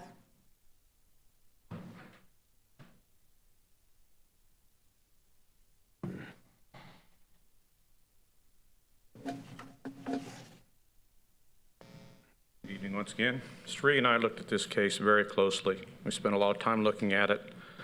There is one commercial business fairly proximate to this. It looked to us like Mr. Miller's use was extremely benign, by appointment only, almost no signage, single sales, and the only reason that he is requesting this is because the state of Indiana requires that in order to sell any one of these vehicles, he has this particular zoning. The recording would show that it's for Mr. Miller only. At whatever point that would revert to some other ownership, this would go away. We believe that people that have the kind of means and resources to look at these particular vehicles to have the chance to penetrate Lawrence to the extent to see these vehicles and see all the great things going in Lawrence would be good exposure to the city. And for those and additional reasons, we would ask that you consider strongly the approval of this petition. Thank you. Counselors, what questions do you have? Madam Chair, I got a question. I heard that this petition is particular to Mr. Miller as far as ownership. But what about leasing? If he decided to lease this to another used car lot? Can't do it. It by commitment, and the commitment, Counselor Giles, reads as follows. This variance shall only be used by Sean Miller or an entity owned or controlled by Sean Miller, including Significant Cars, Inc., which is his company now, and shall not run with the land. So lease, contract, any type of arrangement can't be done because it's the variance in and of itself. And that's by commitment. So we can't wiggle out of it. That's his promise to you and to the board last month. Oh, excuse me. What are the other usage? Once this becomes, we change the zoning, what are the other usages? You're not changing the zoning. The zoning stays at C3. So It's already C3. It's right. The zoning stays at C3. You're just allowing for a variance of use to allow this operation be in a C3. So new and used car sales in a C3. Any other Councilor Smart? Yes, Madam President. I first of all have a comment to make regarding this particular site is located in my district, and some of the remonstrators who had reached out to me regarding this indicated that they did not feel they should come tonight because of COVID, because they're essential workers, because they had holiday issues with contracts and so forth. And they felt additionally that these cases are stacked against them. And given the position of the administration and the chamber, they felt like this was a David and Goliath case. And they felt like they were being somehow, it wouldn't make a difference if they came in and remonstrated. They said our properties were zoned C3 in 1969, even though our houses were built prior to that. And so they feel like they're puzzled as to why the authorities, they feel like they are constantly being somehow punished for purchasing homes that were built prior to 1969. The zoning was put on when they did Unigov. I don't know if they had any say-so in that, probably not. So they wanted to come in. They did meet with the petitioners, and they were concerned about this. Several people told me they were not happy about this. And I just wanted to make that clear, that that is the reason why they decided, was it worth their time, money, and energy to come in tonight to even protest against this case. Okay, thank you, Counselor. Counselor Denny? Yeah, I do have have a question. Is the business address going to be the same as the residence address? Yes, 12024. So, and the intent is to get a used car dealer license. He has to. So how, per Indiana law, a used car dealer license cannot be a residence? How will you get around He that? doesn't live there at this, he doesn't. Just said it's a residence. There's a residential structure there. He Okay. does not live there at this time. His intent, his goal is to restore the home, because it is very old, and ultimately to live there. When he moves in, then there's a conflict, right? He would have to have a separate address, wouldn't he, for the business? Counselor Denny, I can't answer that. It's certainly possible. Certainly possible. Brought it up. Pardon me? You can't answer it, but y'all brought it up. You guys said that he was gonna restore the home and move into it. That's his goal, yes. So I was really under the thought that this man is going to have a business at his home with a pool barn in the back, selling high-end cars. Yeah, that's exactly what it Okay, is. so Yeah. follow me. Yep. Right? Once he moves into his home, then he can't have the business in the back. Which one does he want? Mr. Miller can answer that. He holds the license. He knows more about that than I do. If Sure. I'm just reading from the Secretary of State's website. Cannot be a residence. I'm sorry? I'm just reading from the Secretary of State's website. Cannot be a residence for a dealer license. I was completely unaware of that. I'm the only employee. I'm effectively going to be working out of my home. But Can't have a car lot entry. if need be, we could add a half address. It's a very large property. It's about 1.5 acres. Sure. So we could, I guess, What you do add a first? half address to it, but I was unaware of that at this point. I was under the impression I could do that. Which comes first? I have to move my license very quickly, so the dealership it'll take at least a year to restore the house to where it's livable. My wife's kind of picky about having a kitchen and bathrooms and things like that, so things that wouldn't be necessary for an office. But What's a back burner thing? I'm sorry? It's not a immediate plan. No, it's immediately I am immediately planning to move the operation here. It will take me a while to renovate the house to where I would personally move there. Can't live there. It's a home, okay, I'm sorry. But this is all, this is very important to me. Okay, sure. It doesn't sound as if the home is adequate from what you just said to me, even if it was restored. Because, Believing me, that's how the conversation, because, Well, you just said my wife is, the business is first. It's gonna take me at least a year to look at it, and my wife is picky.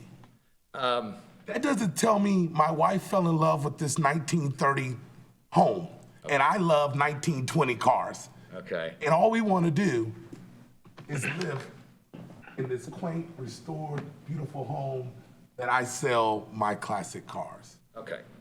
That picture you paint, that was the picture in my head. Okay. That's a different picture than I have a business that I'm trying to get off the ground at a property that I need a variance for.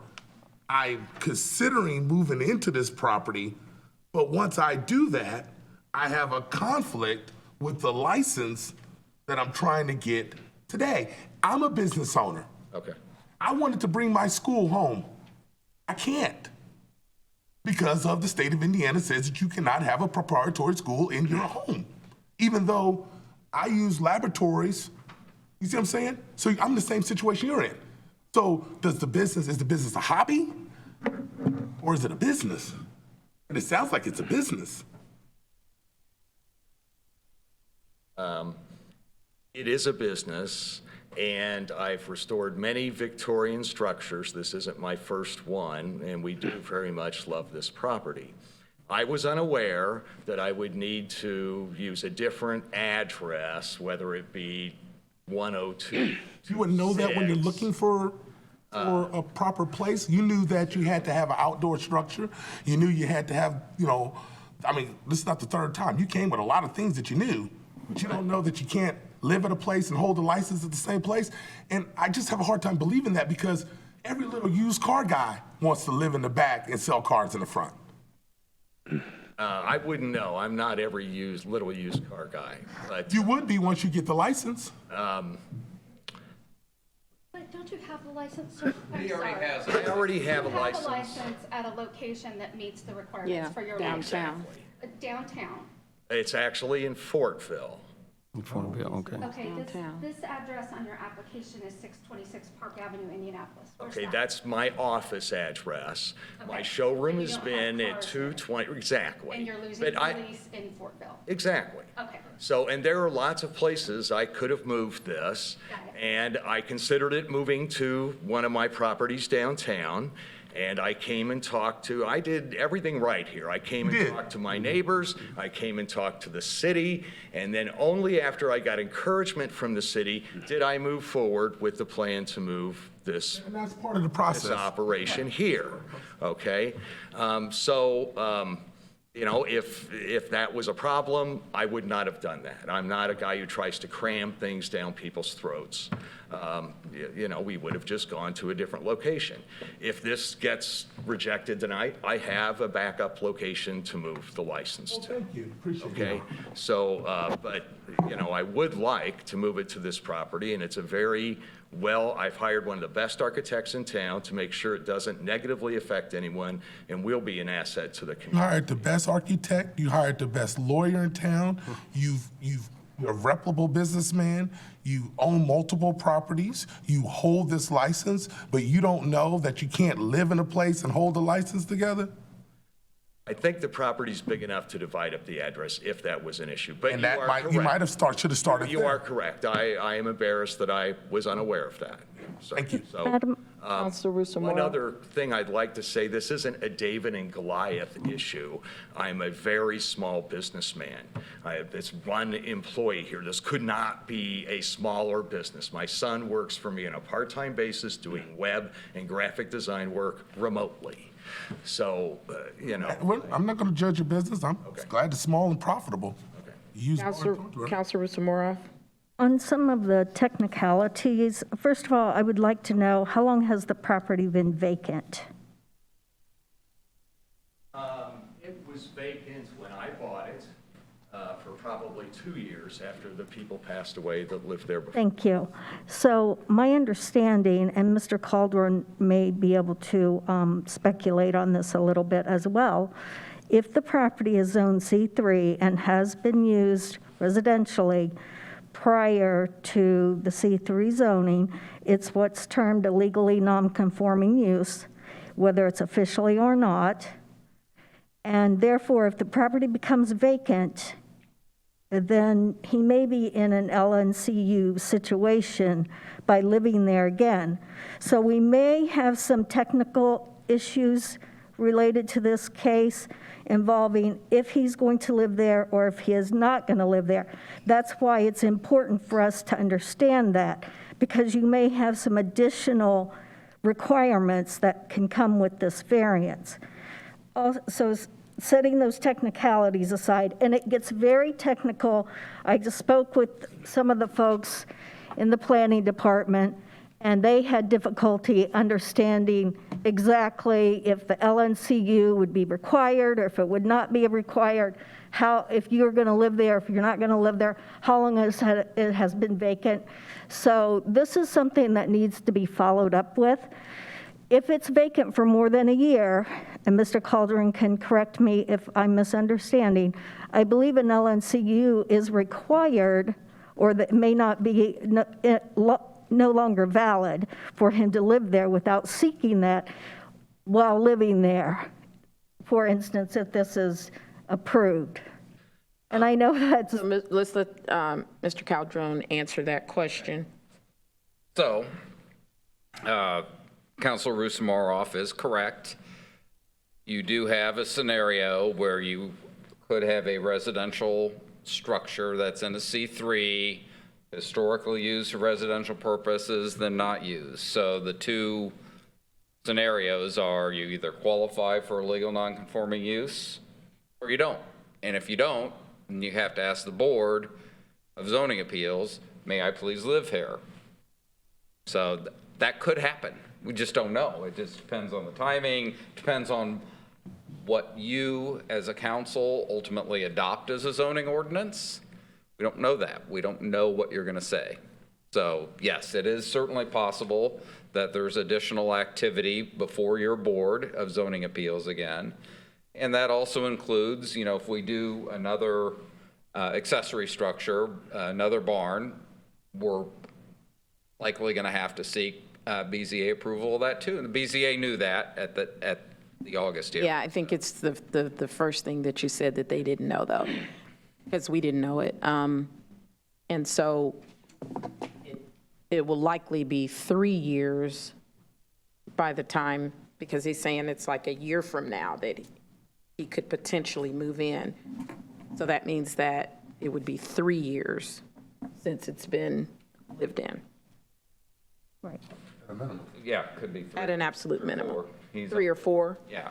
I mean, if you don't want me to live there while we're here,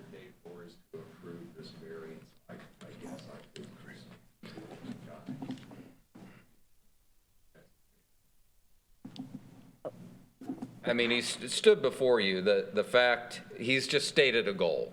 He's preserved historic homes all over Marion County, most of which are in the downtown area. He's done that for years. He loves the opportunity to do that at this house. And of course, whatever we have to do to legally occupy it, he'll do. I do have a couple other questions. Please forgive me. I understood that in the prior hearing, you said that you needed to get out of your Fortville address because the lease was ending, and that you had 10 cars that you were seeking to store and sell out of this location. So I would assume that you would know what 10 cars or vehicles that you are planning to store at this site.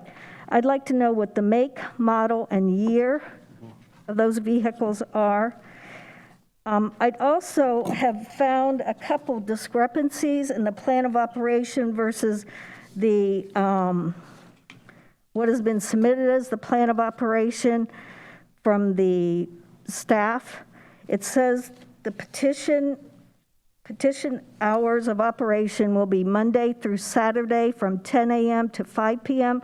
by appointment only. So I read that to say Monday through Saturday, it will be by appointment only by these 1 to 3 employees that you intend on hiring. Whether one of those is you yourself or not, it's hard to say, and given the fact that you may or may not be able to live there without another procedure, it seems like we should know a little bit more about that specificity.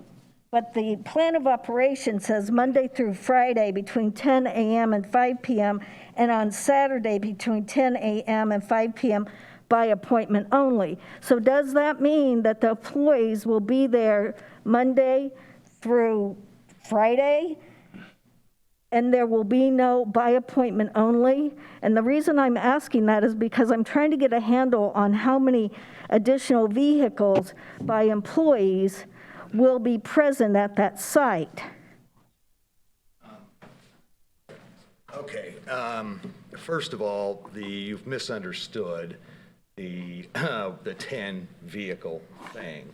That's a requirement by the state that I have to have the capacity to display 10 vehicles. It's not, I don't have 10 vehicles waiting to come to the property. As a matter of fact, there's already 8 vehicles stored on the property, and they are a 1925 Stutz Blackhawk sedan, a 1929 Packard 633, a 2004 Nissan S Cargo, which is a Japanese domestic market kind of cute little van thing, a 38 BMW 327 convertible, a 34 Lincoln KB convertible coupe, and a 2004 Corvette Z06. That's what's on the property now, and I don't have any plans to bring any more cars there initially. I just have to have the space for the cars. The hours of operation will be entirely by appointment only. There isn't a difference between, and there may be a typo here on the actual hours because I don't really want to work Saturday till 5 p.m. or be available Saturday till 5 p.m. So I've always made that from 10 to 4 on Saturday, not 10 to 5. But in any event, they're all by appointment. And there aren't 1 to 3 employees. There's one, me. It's basically going to be me sitting on a phone, making phone calls. The number of people that call me to come to my place of business is not 1 per day. I doubt these people are typically, oh, I'm in town, Sean, I'd like to stop by. And that happens maybe 5 times a month. I mean, this is going to be a less intrusive use than if I was just living there. I really don't think anybody's even going to notice this business at all. And so, does that answer all your questions? Councilor Chevlot? Just a brief question. Sure. Counselor, you brought this, well, this is for Joe. Yep. You said something that piqued my interest because I noticed that I've been sitting here for 10 years and I've sat through several of these, but all the BZ, I've never seen 28 people that were in favor of something like this. How did 28 people say, yeah, we want this in our neighborhood? What were some of the reasons that they gave? Well, I think he just did good old-fashioned legwork. Okay, so we met the neighbors and. Yeah, he's met his neighbors before. We did have the on-site meeting. It was not heavily attended. Right. We sent out 133 notices twice. And so people were kind of aware of it, and some of it was due to Councilor Rusamaroff being active and understanding that constituents at least wanted to know. And it's a scary thing when people get a letter saying, oh, here's a variance to allow blah, blah, blah, and it says auto sales. So everybody thinks one thing. When they understand what it really is, or they see his 1933 BMW convertible back by the barn, they say, oh, no problem. And that's that's exactly what it All right, was. thank you. So, yeah. Here's where I'm struggling, and I've listened to and participated virtually in all of the previous hearings on this matter. I guess where I struggle is, I think you mentioned in one of the hearings that your significant cars business is located downtown, or where is it located? Where you? It's been in Fortville for the last 7 But you said you had a business. I have a warehouse where I do all the repair work. I don't, the showroom in Fortville is very small. I can only put 2 cars inside of it, which is why it's never been a good location for me, because I can't leave these cars outside. They're not. Yeah. So remind me how many cars. 2017 Nissan, I'm selling a 34. Yes, I understand that. So tell me how many cars again you have in the warehouse downtown. Oh, probably 40. Okay, so I guess I'm struggling. I want to make sure, this is being coined as internet sales. Right. So having a physical location is not really an issue with internet sales. I understand that you have to properly store the vehicles, Right. which is why you have 40-plus vehicles downtown. Right. So I'm trying to understand and feel comfortable with the use. So that's what I'm focusing on, with the use. If we were to approve this, okay, why those 10 cars wouldn't go downtown with the 40 cars if it's all internet sales? That's really where I'm struggling. Well, it's an industrial property, and so I'd have to go get a zoning variance there. And as I stated earlier, I thought about that, but I really, in the long run, would like to develop that property in a different manner. And many of those cars that are stored downtown are my cars. I was just about to say. Necessarily cars I'm going to be selling. That's just, you asked me how many cars were there, I told you. So I did consider, when my lease was up, I had the option to buy the building. I didn't want to. It's too small. So I decided to go look for a new location. So I went to many different places looking for a new location, considering buying a new building, considering leasing a different location. And then I thought, gee, it'd be great, since I am a relatively small business, if I could stop paying rent and have this on one of my own properties. So I talked to people about, rezoning that property. And I also talked to Mr. Zerner here about this property, and he was favorable, and I felt this would be a better location than downtown. Okay. And I might sell my properties down. Right. I've So owned for from many years, and things are not going well downtown, and if anybody's been paying attention. Okay, so, thank you May I for that. ask a question? I actually have paid attention to that. But at any rate, I think from my perspective, this city has, and I understand that you have classic cars and your cars, but to me, one of the car sales of any sort in Lawrence, we have more than we know what to do with.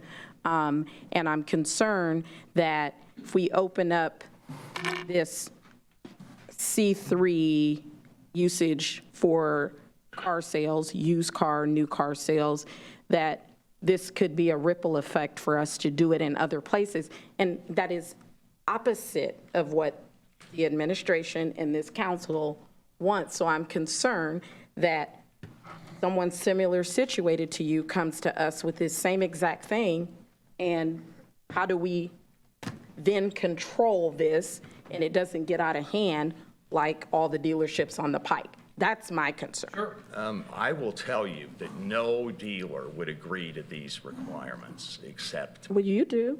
That's So that because means somebody I have will. a fairly unique dealership.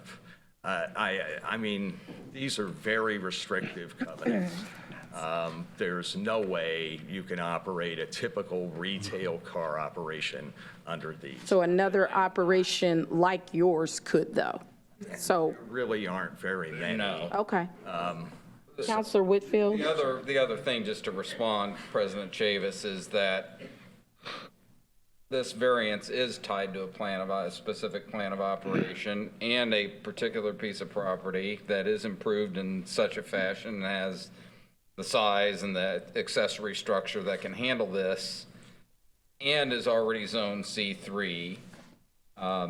So there are unique circumstances property-wise as well. And with a variance scenario, you're not setting a precedent. Every variance applicant has to tender, if it's a variance of use, a plan of operation, findings of fact, and in this case, commitments on top of that. So it is uniquely situated from that regard, and I don't think there should be any fear that you're opening up a can of worms by authorizing something like this at this location under these circumstances. I understand that. Thank you. Thank you. Counselor Whitfield? Thank you, Madam President. I would like to ask the question. I've been listening, and I've been listening to the previous conversations with the BZA. Tonight, I just heard, do you have the 8 cars on the property as of now? Yes. They're your cars, though. Right. They've Okay. been stored there for years. It's a barn. It's a garage. So they're already on the property and they're already being stored. They're not They're for not being sale. sold from there. They're being stored there. They're being stored there. Okay. So I'm going to ask this question because I'm a classic car owner in California, and I've been trying to sell a few of mine, and the industry is not there. So my question to you is, how long have they been there stored? I bought the property in 2016. Now, those aren't the same cars that have been there since. I want to talk about the cars that are there now, sir. How long have they been there now? I think the BMW's been there since July.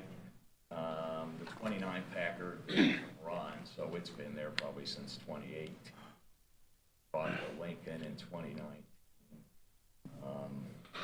The Stutz has only been there for about 6 months. The Nissan's been there for about 2 months. So they come and they go. Okay, thank you. Madam President, if I may. I'm familiar with your location, or I guess maybe your former location in Fortville. And I travel through Fortville a lot. And I have seen at your location older automobiles sitting outside in front of the building on display. But I think you had previously stated, or maybe the attorney did, that, you know, the cars that you have are at the caliber they're not going to sit outside. But I have seen for years, and when you were in this location, a number of different automobiles, anywhere from 3 to 5 automobiles at any one time, sitting outside. And, you know, I'm not throwing stones. I own a few old cars myself, but I don't think the cars that I seen sitting outside would be in a 6-figure value. And so, you know, if you were operating in Fortville, where you had just 2 vehicles stored inside and a majority of them sitting outside, I'm just trying to get a handle on exactly, you know, what's going to happen where you're at now. Or are you going to continue that mode of operation where cars that are of lesser value or wanting to be sitting outside, or? Well, the commitments here prevent me from doing that, sir. Contrary to Lawrence, Fortville actually wanted me to bring my dealership there and was supportive of me having a dealership there in Fortville. As I've stated, it was a very small building, and I could only put 2, possibly 3, if I crammed one in sideways in the rear in the building.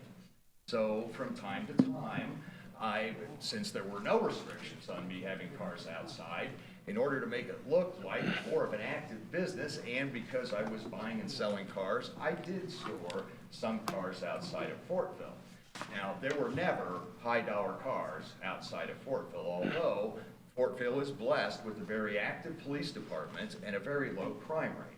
So occasionally, I think I had a 57 Ford convertible out there for a couple months, and I did have a Chrysler Airflow out there for a couple months, and I had a 41 Cadillac sedan. These were all cars that locked.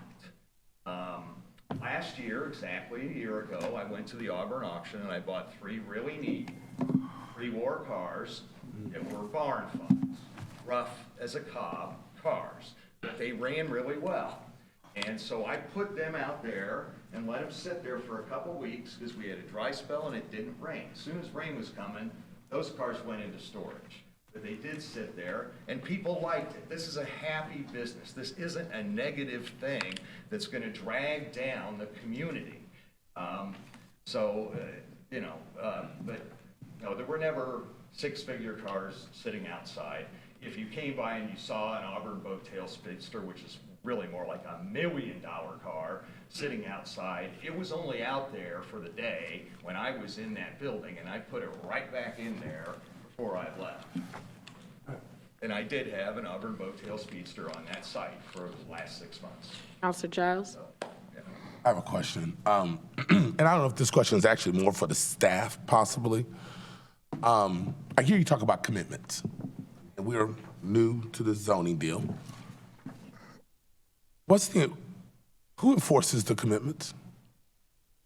The city of Lawrence. And I would like to know how they do that.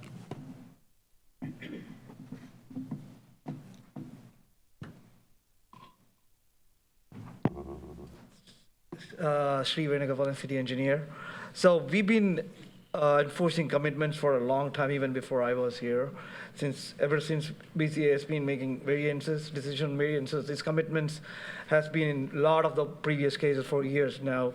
And most of the time, once the commitments get recorded, we do like random checks to make sure it is done. Who's we? Department of Public Works. We have a code enforcement inspector that goes around and checks on stuff. So basically, once the commitments are recorded and when some business goes up, we do those. Do we currently have an employed code enforcement person? Yeah, we do have. We have been having a code enforcement person for a while. We don't have a hired person. I thought they just support it within. Yeah, he's a full-time code enforcement city employee. So he's the one who goes around and looks for high weed and grass, trash when we get complaints about it. That's nice to know. What's his name? Penny Patel. And he works under my department, so he's part of the DPW staff. We have some permit staff. We have a designated code enforcement person who Councilor Wells talks to. He goes around, basically, any complaints we get, he's the guy. I'm sorry for my ignorance. I didn't realize that we had hired someone. So he's the one who puts stop work order notices on. Excuse me for just 1 second, though. Sri, didn't you just tell me, though, that they could write fines, but there is nothing they can do? On the zoning thing, but on the permit stuff, yes, we can do a lot of stuff. On high weed and grass, on trash, anything that we can enforce it, we can enforce it, and we do enforce it. We do cut grass, and we find the property owners for having high weed. On the zoning thing, I was telling you, since this is new to us, I don't know what enforcement we have yet. Okay, so that's the question I had then. Well, yeah, that's the question I had. I didn't have no question about high weeds. Let me, if I may. Well, he has to speak for the city, though, because he is the only one that understands our staffing and our infrastructure for zoning enforcement for the city of Lawrence. Correct. Two different things. what Councilor West was asking about was businesses without licenses that are operating within Lawrence. It always been enforcement through through Indianapolis DMD and BNS. And why he wanted me to look into one of those, and I have to check with Chris, see what kind of enforcement on that we have now. Other thing is the commitment that is signed by us on the variances, we do have authority to make sure that the commitments are met. So we have a code enforcement inspector, we call it Bureau of Neighborhood Services here. You will see his car outside. It's a full-time person who goes around and inspects, looks for violations. Mostly it's a complaint-driven system on high weed and grass and trash and all that stuff. And he's the one who looks around for construction issues for me, commitments. When the commitments are met, we look around for the signage to make sure it's bright, it's adequately bright enough. So he does that. So we, just so everybody know, we do have an enforcement person, and it's mostly a complaint-driven system. We get a lot of emails and phone calls, and his days are scheduled based on that. He sends out notices. We give them 10 days to address it. Once it's not addressed, we send out our contractor to clean up the stuff and bill back to the property owner. We attach it to their property tax if that's not paid. So we have a whole system based on the ordinance we have. I just wanted to make sure we're putting a lot of stake in the commitments. And so it doesn't mean anything if it's not enforced. And so I just want to make sure that we have processes in place to make sure that these things are. If I could just follow up. Hold on one second. Hold on one second, Councilor Wells. I think our council attorney just had a comment. Sorry. The plan commission that this council just created, which has no staff right now, I'm sure as you well know. Correct. One of their jobs is to advise regarding code application, answer questions, make sure that the code is being applied properly. So that's another reason why we need a plan commission. What Shree's talking about is really a public works function. This is a different branch of government that's really going to have the expertise to do what Councilor Giles is talking about. I mean, that's why not having a plan commission was such a big gap. And that's why. So currently, we're not at a place to enforce. Well, yeah, I mean, we didn't have a zoning ordinance till tonight, so nobody's enforcing something that doesn't. But we were checking on it and making sure they were being done. High weeds and stuff like that. But we're talking about zoning commitment enforcement. Variance commitment It's a enforcement. variance commitment Yes, enforcement. well, it could be under, Correct. it could be related to variances, or it could. Yeah, we agree. But regardless of if we have the complete judicial authority, we were still making sure that commitments, this is recorded at the recorder's office, has been met. And we usually follow up on that. And the issue that I now bring to you is the violation, the enforcement of zoning violations, basically businesses who is running businesses without proper zoning or business licenses that used to go to Indianapolis and DMD. Now it was kind of a gray area after July 1st. What now with the new ordinance, it could be cleared up when we have the plan commission. And that's fine, I understand. I mean, I just want to make sure that part of my vote is they're saying, hey, we're committed to these commitments. And I just want to make sure that the city is committed to enforcing that as well as maintaining enforcement. Because as we know, there's people that make commitments to councils prior to us, to mayors prior to us, and that stuff's gone down the wayside. So I'm just making I want to see that we have a process. If I'm changing a community for a variance, and it's based upon these commitments, then I want to make sure that I have a system in place to hold this gentleman accountable so that I can then speak to my constituents and say, yes, we did improve a used car lot, because that's what it is, no matter if it's a Duesenberg or auction, but it's different because this, and this. But if somebody says, Terrell, that guy's parking cars out front just like he did down on Fortville when I was going to Tim's for donuts, I need to be able to make sure that I call you or the mayor and you do something. Yep. And I want it on the record that you're going to do something. So I'm going to give President? counselors, we're going to have 3 minutes and we're going to wrap. I'm sorry. No, it's okay. Those are good questions and Madam President, concerns. if I could. Yep, Council Wells, hold on a second. I'm mid-sentence. We're going to have 3 minutes, so I need the questions that are going to be remaining to be very precise and on point so that we can give other counselors an opportunity. Go right ahead, Councilor Wells. Yes, I'd just like to clarify, Sri had said, because what I had brought up was to Councilor Giles's point was about zoning. The issues Sri, you and I were talking about, unless there was some misunderstanding, is zoning. It's, I don't know if the particular individual has a license or not. What my concern was is they're operating a business in a residential area.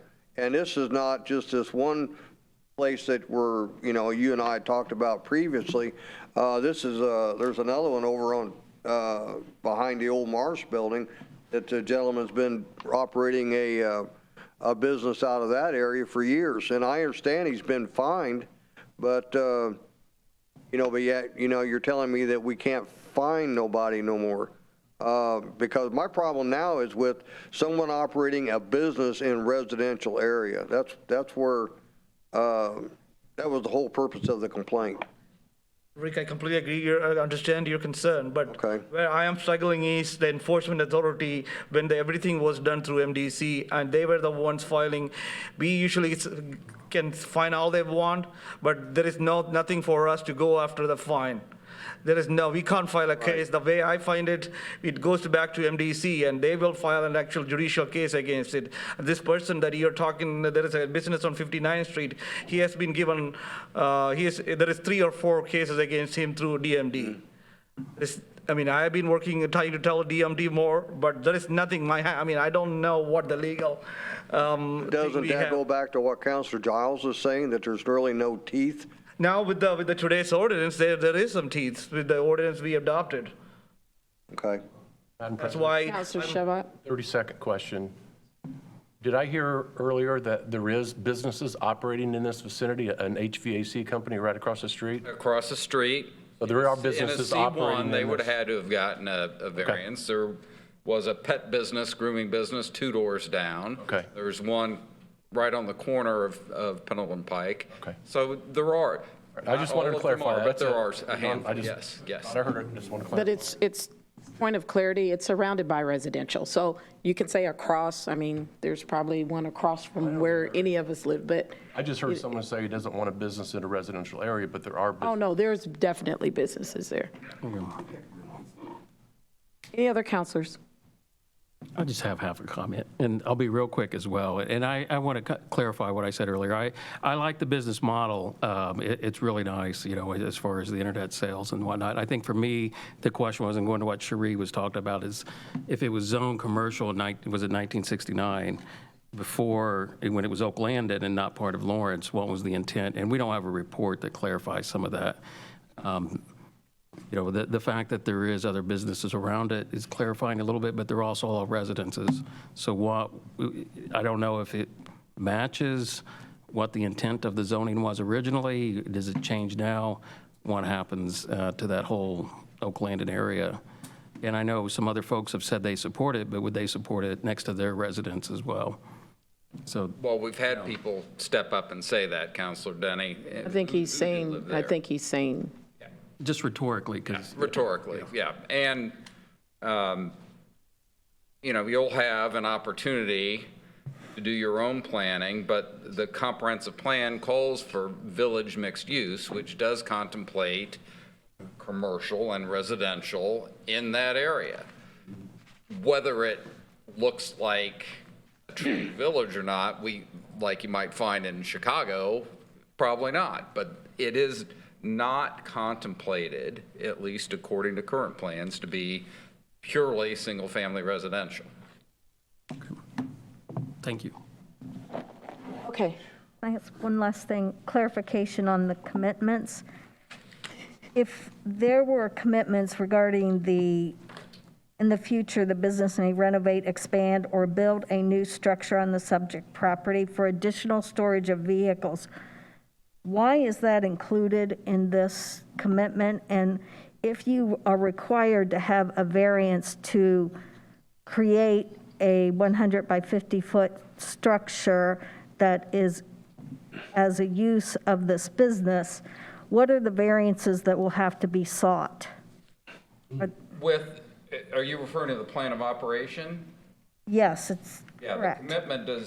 the commitment ties to the plan of operation, but the reality is, when we had the architect do the site plan, we didn't have the benefit of a survey. We didn't want to come in and say, oh, this is always the way it could be. We wanted to see if we could fit something else on there. It was not approved, and if we have to come back, we'll have to see where it actually fits on a surveyed property. So we'll have to either meet setbacks or we won't. I don't know. We'll have to see how that plays out, and we'll have to see the size of it and comply with any ordinances that relate to accessory structures and all of that, and what your ordinance might say. We don't know. We just know that if we want to do another barn structure, that will have to come back to the Board of Zoning Appeals to get that approved. But will it be based on using it as an accessory or part of the primary use, or will it be based on development It's a good question. standards? It's a little premature to fully answer that. Well, that's why I'm concerned that it's included in this variance for use, because it seems as though if it's not a part of that primary use or accessory structure use per this request for variance of use, is it a development standard variance for fences or It could be, yes, it could be. But could it be expansion of the variance of use? I'm just wondering why that's even included here. It seems as though it's not pertinent. It was only included when we originally filed in June because we didn't want to be in a position where folks, i.e. the BZA or the neighbors, felt like we were doing a bait and switch. So we filed a site plan showing it, and at the time that we filed, it was based on a sketch plan and not a survey. So I can't tell you if we meet setbacks or not. I just can't. That's just the God's on it. We don't have a survey. It's not going to be 50 by 100. I haven't decided how big it's going to be. We were just trying to indicate that, yes, there's going to be an additional structure built there. I want to be very upfront, transparent with everyone. I didn't want to just come and get this variance and then a year from now say, oh, I want to come build a barn and have everybody go, well, wait a minute, Sean, that wasn't part of the deal. That's the only reason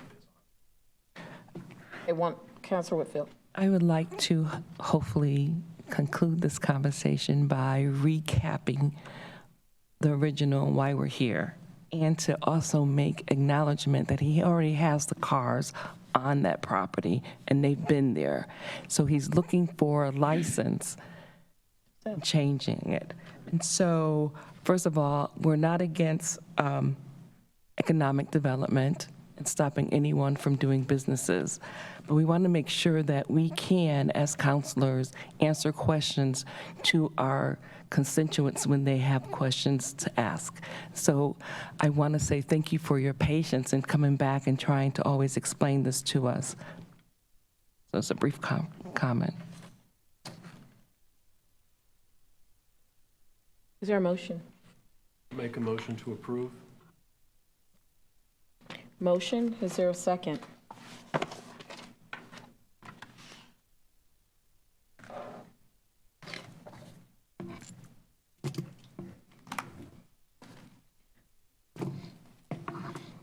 Okay, there's no second, so now there's going to be a motion to deny. And that requires a 2/3 majority vote. 2/3 vote. Motion to deny. I'll make a motion to deny. Second. I'll second it. Okay, all in favor by show of hands?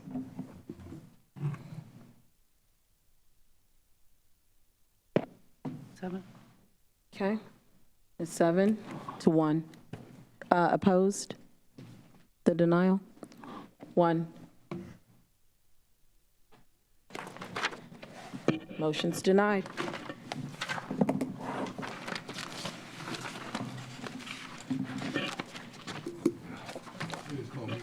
Okay.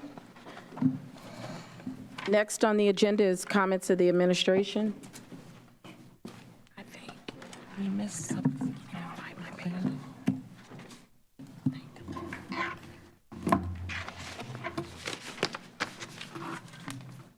David Hoffman, Chief of Police, your Lawrence Police Department.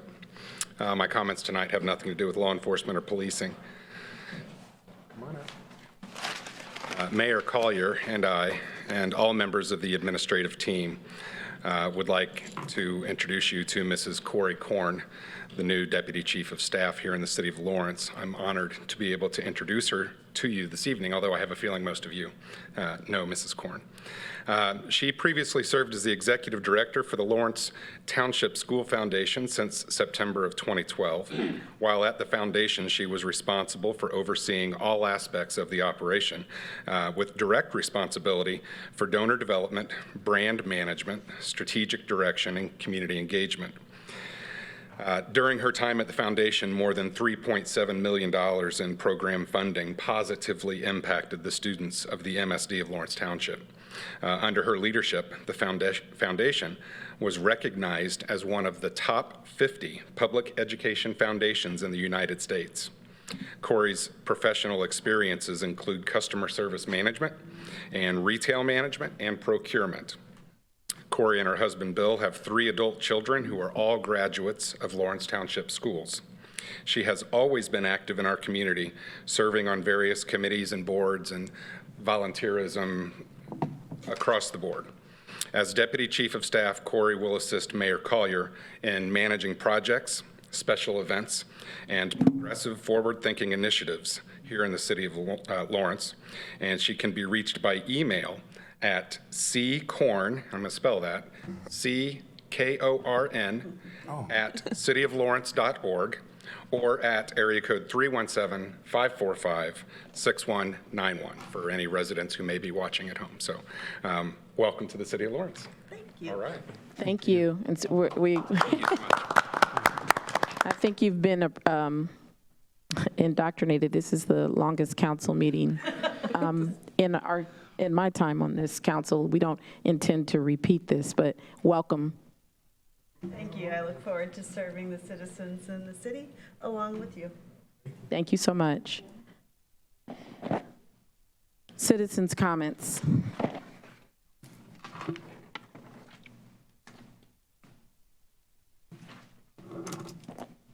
Okay, seeing none, we're adjourned. I don't think this is. As you were.